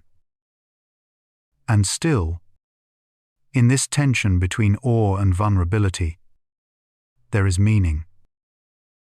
To contemplate the solar wind is to sense the breath of our star, to feel that we are inhabitants of a system alive with energy, movement, and ancient cycles. We are not separate from these forces. We are shaped by them. The iron in our blood was forged in a star. The warmth in our skin delivered by photons that began their journey 1,000,000 years ago. Even the fragile technology that links our voices across continents depends on an ongoing negotiation between Earth's shield and the sun's moods. As we drift toward the end of this meditation, we pause to feel the vastness breathing around us, the steady pulse of a star that gives and takes in equal measure. The solar wind whispers through the void, carrying stories from the sun to the planets, shaping the invisible architecture of space. And in those whispers, if we listen closely, we hear a reminder of our place in this cosmic sea. Fragile yet resilient, tiny yet aware, drifting between storms yet illuminated by them. The sun is more than a star. It is a symphony of fire and magnetism, a celestial heartbeat whose rhythms shape the conditions for life. And as we continue our journey through understanding, we carry with us the recognition that beauty and danger often walk hand in hand. The solar wind flows, the storms rise and fall, and through it all, we remain listeners to the oldest song in the sky. When we look toward the sun, we often see only a golden circle, warm and familiar, resting on the horizon like an ancient guardian that has watched over Earth since the world was young. Yet hidden beneath that gentle glow is a destiny already written into the fabric of time, a future both magnificent and terrifying, a future in which the sun must shed its quiet radiance and rise into its final and most colossal form, the red giant that will one day reclaim everything born beneath its light. Astronomer Arthur Eddington once said that the cosmos is within us, for its fires burn in our atoms. And perhaps that is why contemplating the death of a star feels so strangely personal, as if we are tracing the outline of our own eventual impermanence. For billions of years, the sun has been a steadfast engine of fusion, crushing hydrogen into helium in a luminous heartbeat that defines every dawn on Earth. But nothing in the universe stays young forever. Not even a star. One quiet morning far in the future, the balance within the sun will shift. Hydrogen will thin. Fusion will falter. And gravity, patient and relentless, will begin to tighten its grip. The core will contract, temperatures will rise, and the outer layers will balloon outward in a breath so vast it will swallow the inner solar system like a tide reclaiming lost shores. The sun will glow a deeper red, swollen and trembling, filling our sky with a crimson face thousands of times brighter than anything our ancestors have ever known. The astronomer Robert Smith once remarked that a red giant is a star trying to hold on to itself, yet losing everything in the process. And in that image lies both the tragedy and the beauty of stellar aging. An immense being, expanding not out of hunger but out of failing strength. As this transformation unfolds, Earth will no longer be the blue sanctuary we treasure. First, the temperature will creep upward. Oceans steaming gently like pots beginning to simmer. The atmosphere thickening with water vapor. The sky heavy with heat. Then the seas will boil. Continents will burn. Mountains will soften and sag under the relentless furnace from above. Our planet will glow faintly red at night, like a coal struggling with its final breath. Life, that delicate arrangement of chance and chemistry, will wither long before the sun reaches its full swollen majesty. When that moment comes, Earth will be nothing more than a silent stone drifting toward the fire, an offering returned to the star that once nourished it. Carl Sagan once whispered that we are star stuff, harvesting sunlight. And in the sun's violent elderhood, that poetic truth will reverse itself. Sunlight will harvest the star stuff once known as Earth. As the red giant grows, swallowing Mercury and Venus in its breathless expansion, Earth's fate will hang by a thread woven from physics and chance. Some models suggest our planet might just escape, pushed outward by the sun's mass loss as outer layers drift away like veils of glowing smoke. But most calculations tell another story. A story in which Earth spirals inward, embraced and erased by the star that gave it everything. If this is our ending, it will not be quick. The surface will blister, melt, atomize, until even the memory of oceans and forests becomes indistinguishable from the dust streaming into the expanding solar wind. In that moment, the Earth will perform its final act in the cosmic cycle of matter, returning its atoms to the star that once forged them. But the sun's transformation does not end with this red and furious spectacle. Far beneath its raging exterior, the core will continue to shrink, becoming hotter and denser until helium ignites in what astrophysicists call the helium flash. A pulse of energy so intense it reshapes the star from within.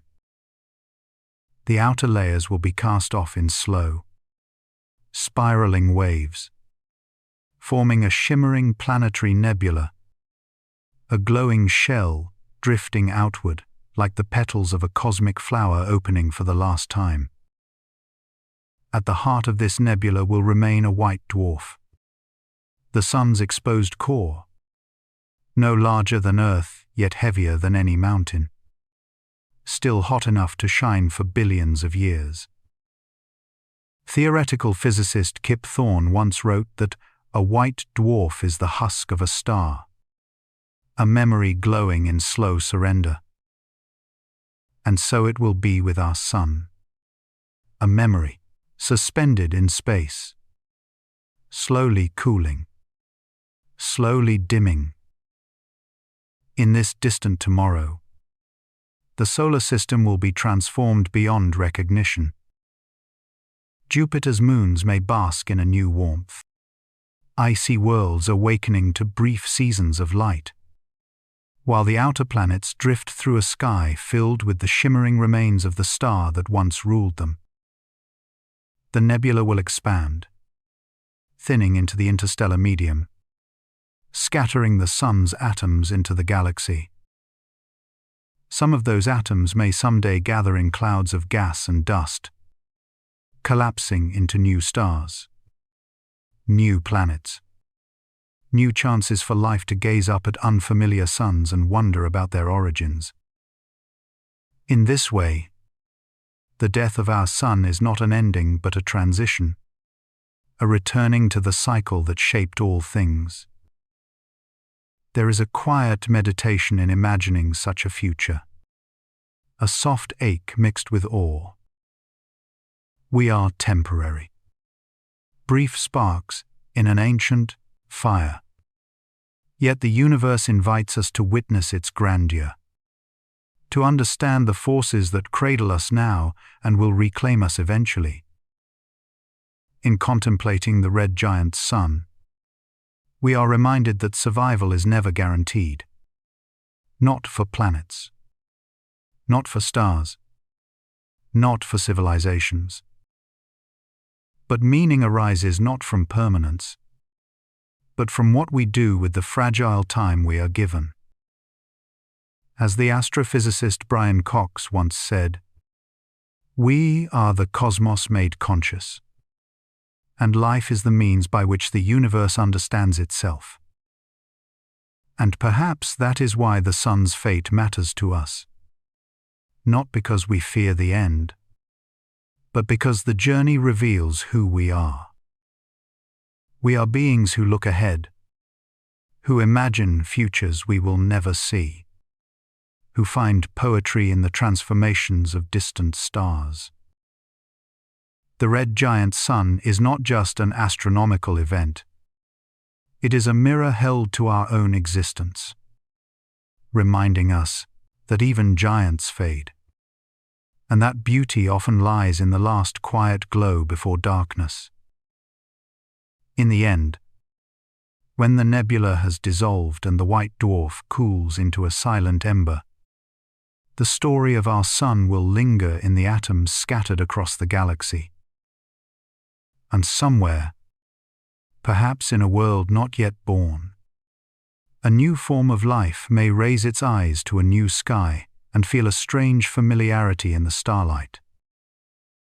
Maybe they will sense that their star, like ours, was shaped from the remnants of something older, something that once warmed oceans, carved landscapes, and sheltered creatures who wondered about the cosmos with the same quiet longing. Through them, through every new star, through every new dawn, the Sun will live again. And in that knowledge, there is peace. In the soft hush between heartbeats, when the mind loosens its grip on the noise of the world, a quieter truth begins to shimmer.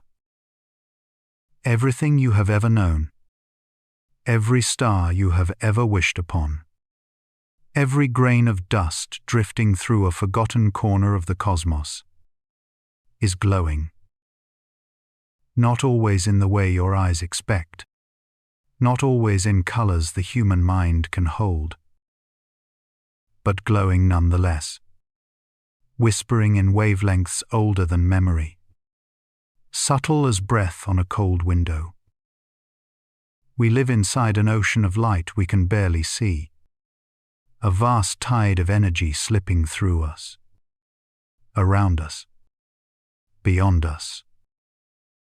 And sometimes it feels as if the universe is a lantern whose flame burns quietly behind every atom. Physicists often say that light is simply what matter does when it is warm enough to tremble. When particles dance, they radiate, releasing tiny packets of energy we call photons. It is as if every atom possesses a small voice, and temperature is the breath that lets it speak. All matter above absolute zero emits light. Astrophysicist Neil deGrasse Tyson reminds us, humans included, we glow, even if our eyes are too limited to witness it. Close your eyes. Feel the warmth along your skin. That warmth is light. Not the kind that paints rainbows or gilds mountains at dawn, but a deeper whisper, a slow river of infrared photons slipping from you into the world. You are luminous in the language of the universe. The stars, of course, sing the loudest. Their cores are furnaces where atoms collide with such ferocity that light is born in storm after storm of gamma rays.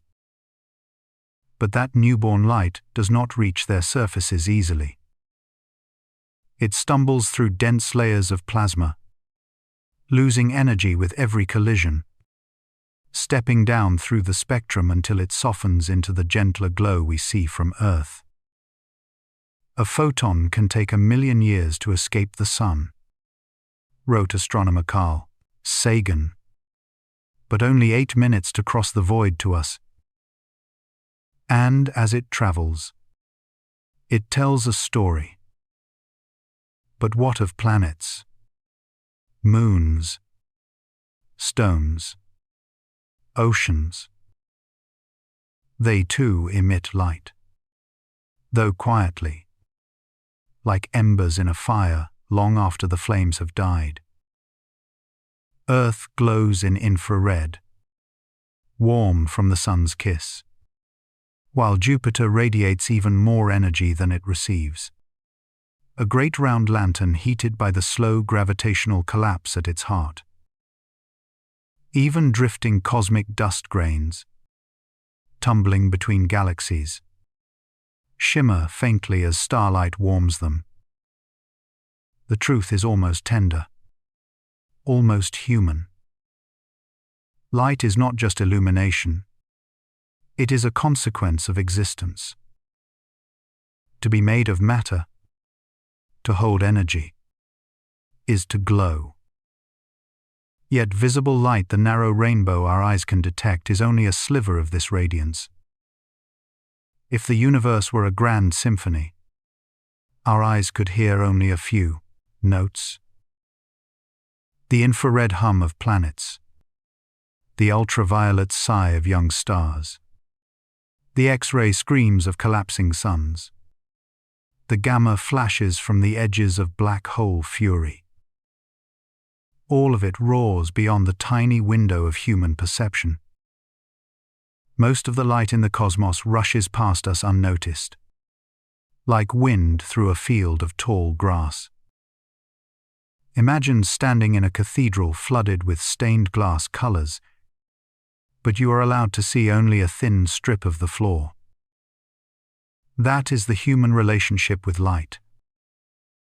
Our retinas detect wavelengths from roughly 400 to 700 nanometers, a fragile band in a spectrum that stretches from radio waves miles long to gamma rays smaller than atoms. Why this narrow slice? Because evolution shaped our eyes beneath the comforting glow of our star, and the sun shines brightest in that region. We are creatures molded by a single lamp in an endless darkness. But step outside the limitations of sight, and the universe becomes unrecognizably rich.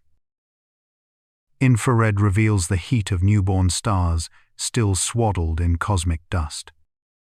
Radio waves trace the skeletons of ancient supernovae. Ultraviolet maps the fierce storms on young suns. X-rays expose violent collisions in galaxy clusters. And gamma rays whisper the secrets of dark matter and black hole jets. Each wavelength is a different candle held up to the same mysterious tapestry. Astronomer Vera Rubin once said, "The universe is not obligated to make sense to us." And, in its radiant complexity, she was right. Light is both messenger and mystery, revealing and concealing in equal measure.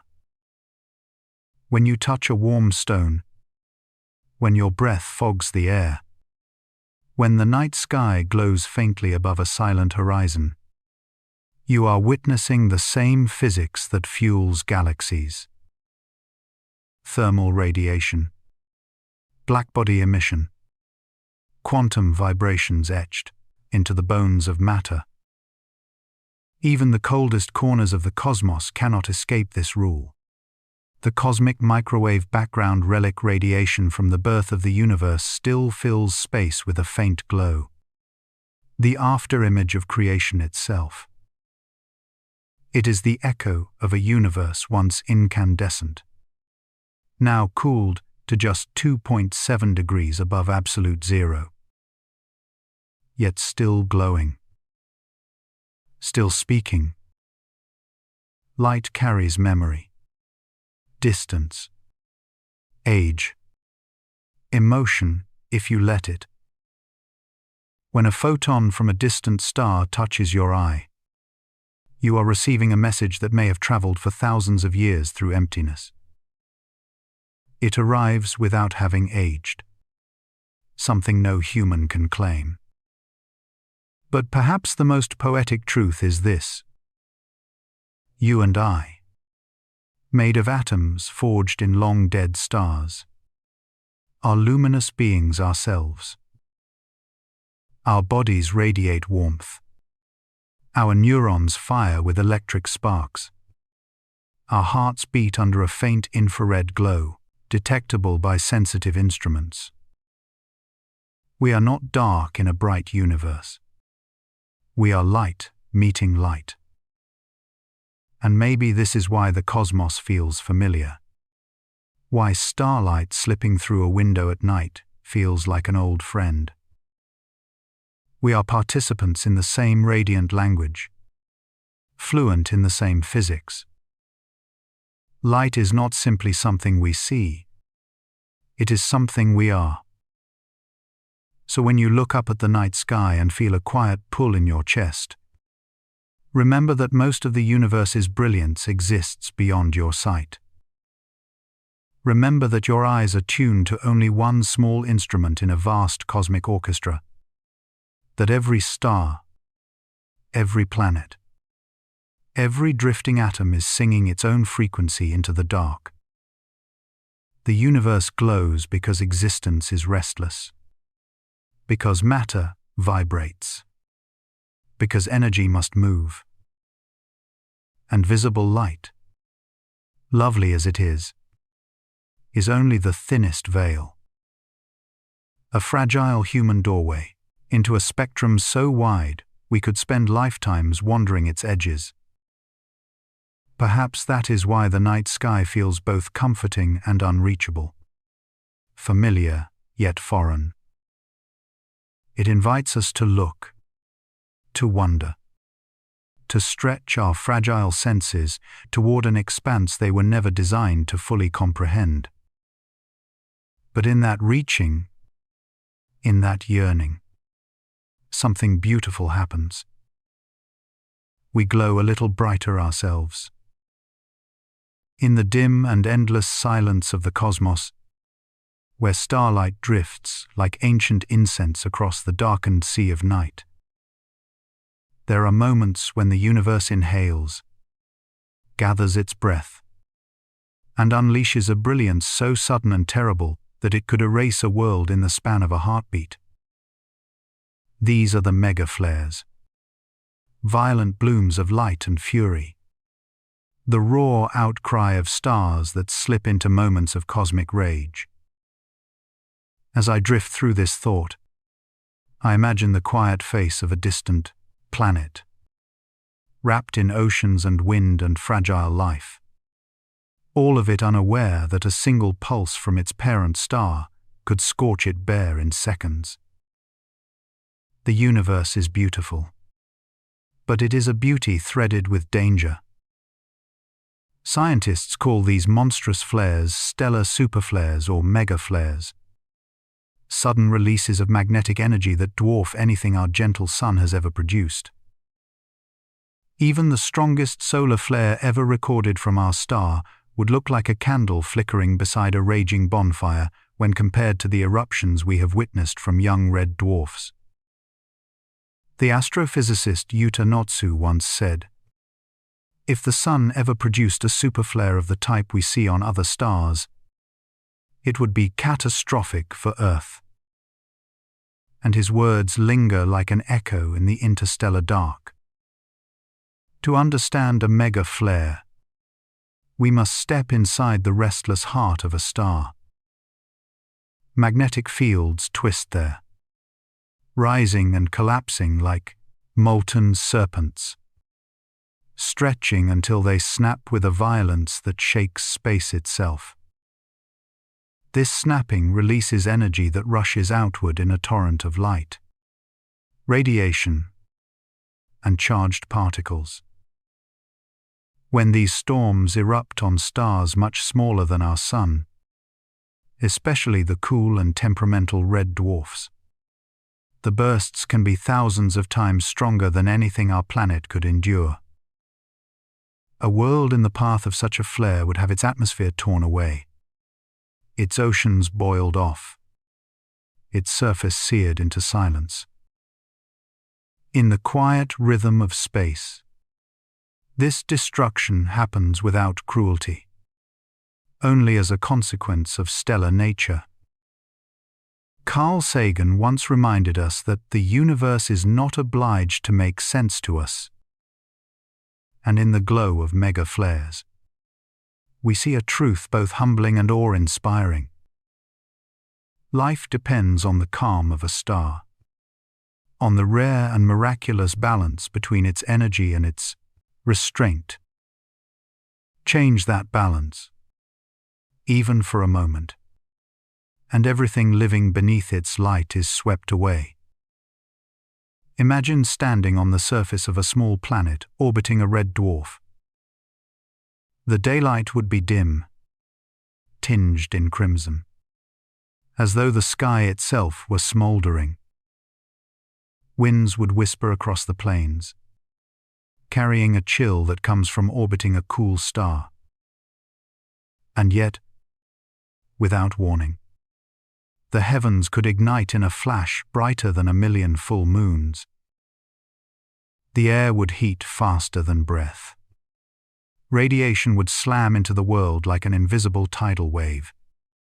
And within seconds, forests, oceans, and even the memory of life could vanish. It is a reminder that the cosmos does not move by human measures, but by forces vast and indifferent. Yet, paradoxically, mega flares also speak of possibility. They illuminate the restless dynamo inside stars, the churning plasma that has shaped galaxies for billions of years. And in that churning, there is both the power to create and the power to destroy. Peter Goldreich once wrote that stars are the engines of the universe. And sometimes, engines misfire with unimaginable force. When astronomers observed the star AD Leonis, they recorded a flare so intense it could have stripped the atmosphere from any Earth-like planet in its orbit. Another flare from Proxima Centauri brightened the star by nearly 100-fold in moments. a burst that would have sterilized the very surface of its planet, Proxima b, if life had tried to take root there. These observations shook our assumptions about habitability, forcing us to realize that not all stars are gentle homes for emerging worlds. Some stars are stern teachers, others are destroyers, and many flicker unpredictably between the two. Still, humanity watches these flares with fascination, rather than fear. We understand that they are cosmic truths, reminders that energy dances through the universe in sudden bursts, shaping fate in an instant. Mega flares are not villains, only the breath of young and restless suns. And in their light, we find clues about our own history. For even our sun, in its youth, may have erupted more fiercely than it does today. Perhaps life on Earth blossomed not in spite of that chaos, but because of it. I often imagine drifting near one of these stars, watching its surface ripple with magnetic fire. The light would shimmer like molten glass, and each flare would rise like a mountain of radiance, blooming outward in slow motion as though the star itself were exhaling centuries in a single breath. In that moment, beauty and danger would become indistinguishable. There is a strange tenderness in the universe, even in its violence. A mega flare is the sudden release of tension that has built within a star for years. A kind of cosmic lightning born from a struggle between magnetic loops, plasma currents, and rotational energy. When they collide, the result is a shockwave of photons, X-rays, and ultraviolet light. Each particle carries the history of that moment, racing across the void to tell its story to any world brave enough to intercept it. And so we ask, why do these flares happen with such power on other stars? Number is less than 1, hash is greater than. Why are some suns quiet and others unpredictable? Volatile. Explosive? Number is less than 1, hash is greater than. The answer lies in age, rotation, and magnetic complexity. Young stars spin rapidly, generating intense magnetic fields that twist like turbulent rivers. These fields become knotted, stretched, tangled, until they break, releasing more energy in a second than our sun emits in hours. To witness such an event is to glimpse the raw machinery of the universe, the same machinery that forged carbon, oxygen, and the elements that shaped our bodies. In this way, mega flares are both destroyers and creators. They can sterilize a world, but they also seed space with energy, radiation, and sparks that may shape the chemistry of future planets. I imagine this dance continuing long after humanity is gone, long after Earth cools, long after the sun breathes its final sigh. The stars will still flare, still erupt, still sculpt the cosmos with their sudden tempests. As the astrophysicist Didier Queloz said, the universe is an evolving place, full of surprises. And mega flares are among its most brilliant and terrifying surprises of all. In the end, we are left with a single realization. To live beneath a star is to place our trust in a delicate balance, a quiet pact with fusion and magnetism. We survive because our sun is calm, steady, and gentle in its age. But across the galaxy, Countless worlds orbit stars that do not keep such promises. Worlds that may have blossomed with life, only to be erased by a flare brighter than all their histories combined. As I drift back through the silence, I feel the weight of this truth settle inside me like stardust. Mega flares remind us that existence is fragile, that time is borrowed, and that every moment under a benevolent sun is a gift of staggering improbability. Yet they also remind us that the universe is alive, restless, and full of stories written in light. Perhaps, as we listen to the quiet hum of our own star, we can carry a small humility with us, knowing that somewhere far away, a flare is rising, a world is trembling, and the cosmos continues its eternal symphony of creation and destruction. And in that awareness, we find both fear and wonder, held together like twin flames in the night. Across the silent expanse between worlds, where light drifts like ancient incense through the cold cathedral of space, Mars turns slowly under a red sun that feels both familiar and foreign. There is a stillness there, a breath held across a desert planet that has known both fire and frost. And for a long time, humans looked upon its shifting surface and whispered a single hopeful question: is there life? In the early days of astronomy, before spacecraft and high-resolution lenses, Mars seemed alive. Its polar caps waxed and waned. Its colors changed. And most mysteriously of all, dark waves appeared across its face like seasonal tides sweeping over continents. Percival Lowell once said, "Mars is not merely a world.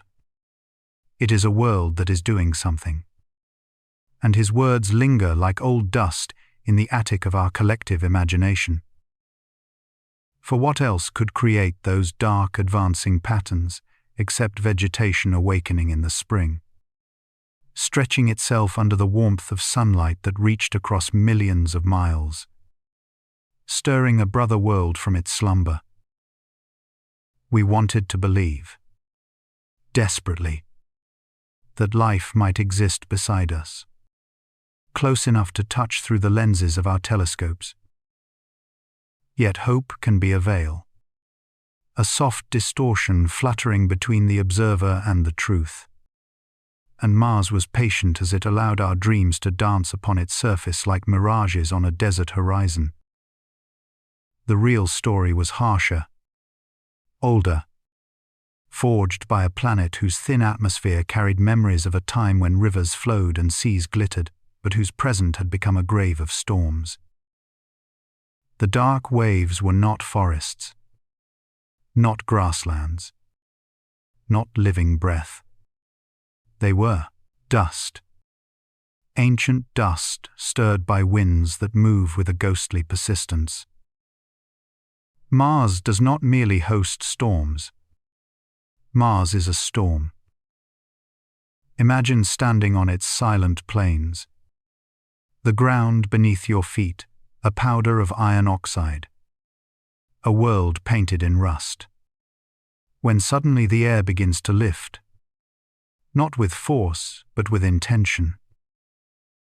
A single swirl forms, a delicate vortex rising from warm ground into cold sky. The dust devil, dancing as if the planet is exhaling an ancient sigh. And then another joins it, and another. Carl Sagan once said, "Mars has become a kind of mythic arena onto which we have projected our earthly hopes and fears. And perhaps nowhere is that more evident than in these storms. They move like living things, unpredictable, untamed, rising in great curtains that stretch across horizons until day and night blur into a red twilight. On Earth, dust storms are fierce, but finite, washed clean eventually by rain, soothed by oceans. But on Mars, nothing stops them. There is no rain to quiet the dust, no forests to break the wind, no seas to swallow the debris. When the sun heats the rusty soil, warm air rises and spins, lifting particles into a slow, spiraling ascent. And because nearly every surface on the planet holds dust waiting to be stirred, each small storm becomes fuel for the next. Over time, these storms link together, forming a chain of atmospheric murmurs that can swell into a roar capable of swallowing the entire planet. NASA scientists have watched this from orbit, seen Mars transform into a single swirling ochre sphere, its features disappearing under a global haze so thick that even robotic explorers lose sight of their solar panels. It was one such storm that silenced the rover, Opportunity, a servant of human curiosity that whispered its last words through failing power. "My battery is low and it's getting dark." A sentence as poetic as any elegy, carried on wind that had traveled across deserts no human has touched. Scientists now understand why these storms form: the physics of heat and dust, the dynamics of thin air under low pressure. But understanding the mechanics does not strip away the wonder. For in those storms, we glimpse a ghost of Mars's past. Some experts argue that Mars's ancient climate might still echo through its present turbulence, that the dust storms may be a seasonal memory, a ritual inherited from a world that once had lakes and clouds. Planetary scientist Bruce Tchaikovsky once suggested, "Mars today is shaped as much by what it lost as what it retains." And nowhere is this more visible than in the storms that sculpt its seasons. The polar caps feed the cycle, releasing carbon dioxide, frost into the atmosphere, shifting pressures, stirring winds that awaken dormant dust.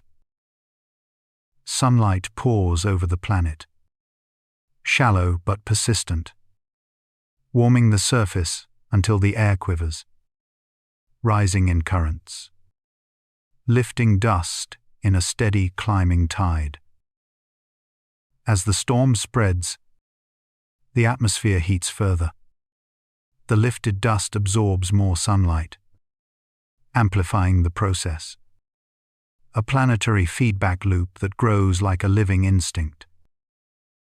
This is why Mars can vanish in its own atmosphere, why its storms cover continents and eventually the entire globe. And yet, there is something strangely gentle in this violence. A slow unfolding rather than an explosion, like watching a curtain drift across a stage rather than a catastrophe unfold. From orbit, these global storms look soft, like velvet drawn across a sphere. And perhaps that softness is what once misled astronomers. The darkening they witnessed was indeed seasonal, but not because life was blooming.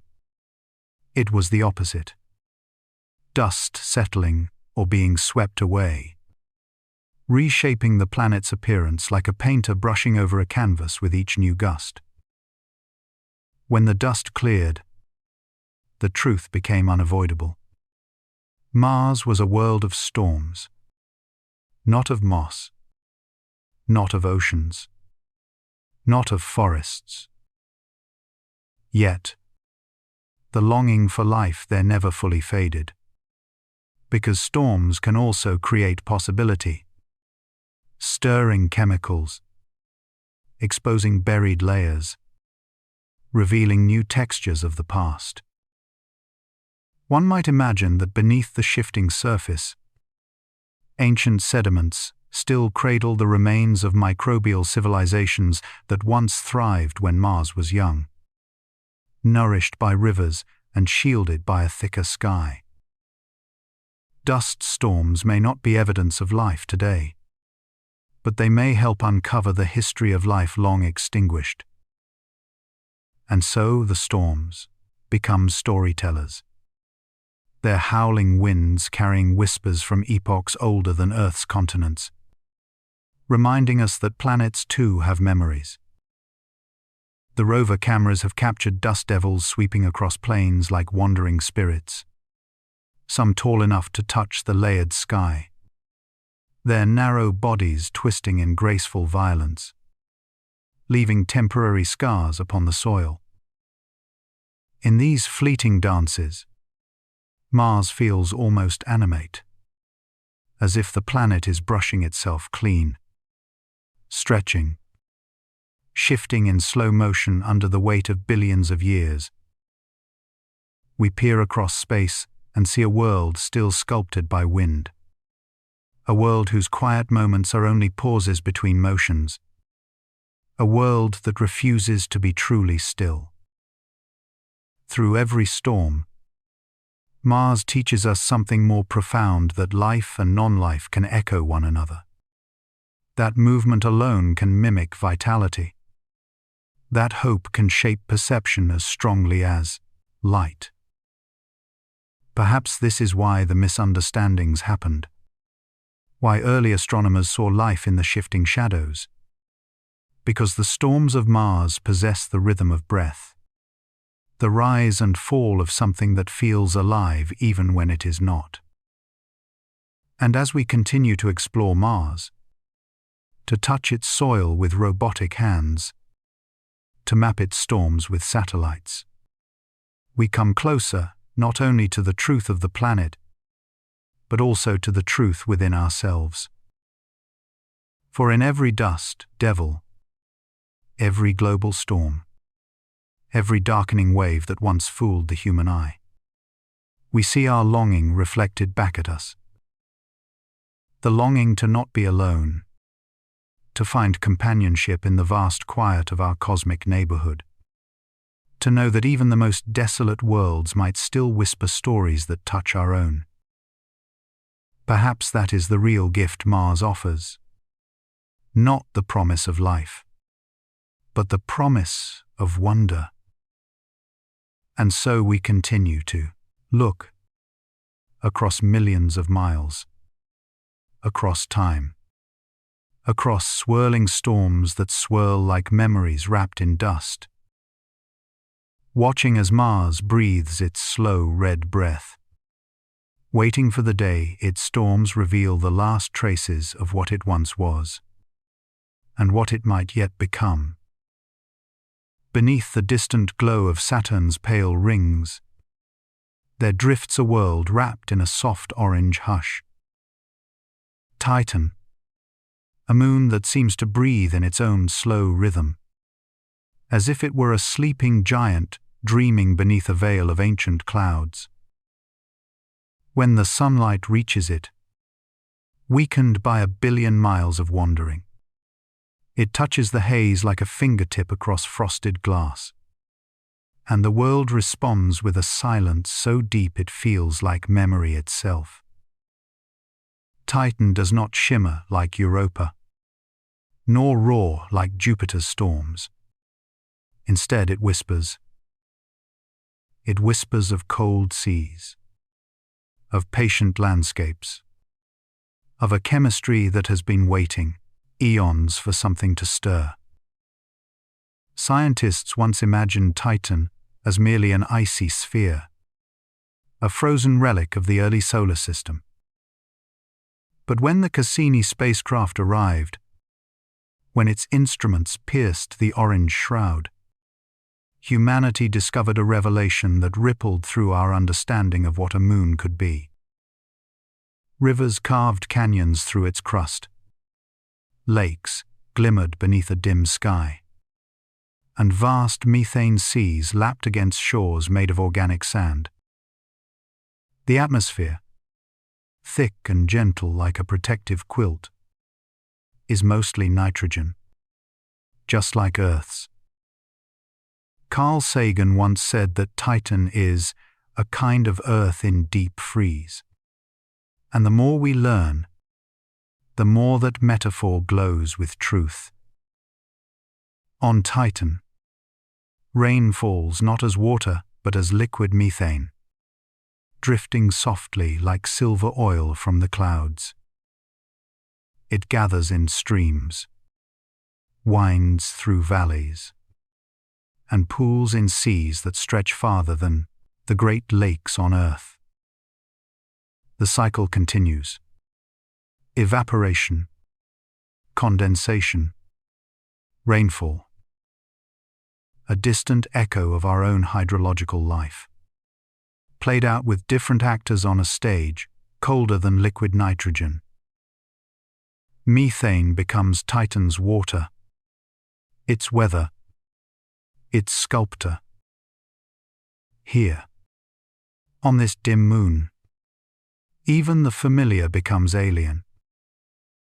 The mountains of Titan rise from landscapes that shift between ice and solid hydrocarbon, their peaks etched by winds that carry particles born from atmospheric chemistry as old as Saturn itself. These mountains are not shaped by heat, but by the slow pressure of cold, by the gentle collapse of organic sediments, by the carving of methane storms that may last hours or seasons. To walk upon them would be to walk upon something that feels like frozen wax and worn stone. A quiet world, sculpted not by violence, but by patience. Yet beneath this serenity lies something stirring, something surprising, something alive in its motion, even if not in biology. Cryovolcanoes, the icy cousins of Earth's fiery mountains, may erupt on Titan. These strange volcanoes do not spew molten rock but slushes of water, ammonia, and methane. Imagine a volcano so cold that its lava freezes into glaciers. Imagine eruptions that birth rivers of ice instead of fire. On Titan, heat is a rare visitor, yet deep below the surface. Saturn's gravitational pull kneads the moon like soft dough, generating warmth that rises in slow pulses through its crust. That warmth, fleeting though it may be, could be enough to melt pockets of subsurface water, forming ephemeral oceans beneath the frost. And where there is liquid water, even occasionally, the question of life breathes open like a flower beneath a winter sun. Astrobiologist Chris McKay once remarked, "If we find life on Titan, it will be the second genesis of life in the solar system." And such a discovery would rewrite everything we understand about biology, chemistry, and the possibility of multiple beginnings for consciousness. Yet Titan pushes this question deeper, beyond water, into realms where life could take forms unimaginable to us. Could organisms breathe hydrogen instead of oxygen? Swim in methane seas instead of water lakes? Could membranes be crafted from hydrocarbon chains instead of lipids, forming cells that move with the slow elegance of oil drifting through cold air? If life on Earth grew from the chemistry of water, why could Titan not nurture a life grown from the chemistry of carbon and cold? The universe is not only stranger than we imagine, it is stranger than we can imagine, wrote astrophysicist J.B.S. Haldane. Titan seems to embody that truth, daring us to imagine life built from an entirely different alphabet of matter. When Cassini descended through Titan's haze, its radar beams painted landscapes no human eye had ever seen. Dunes rolled across the surface, like waves frozen mid-motion. Carved by winds only a few miles per hour, yet sculpting horizons hundreds of miles long. These dunes are built from grains of organic polymers, fragments of molecules shattered and rebuilt in the sky, drifting down slowly like ancient snow.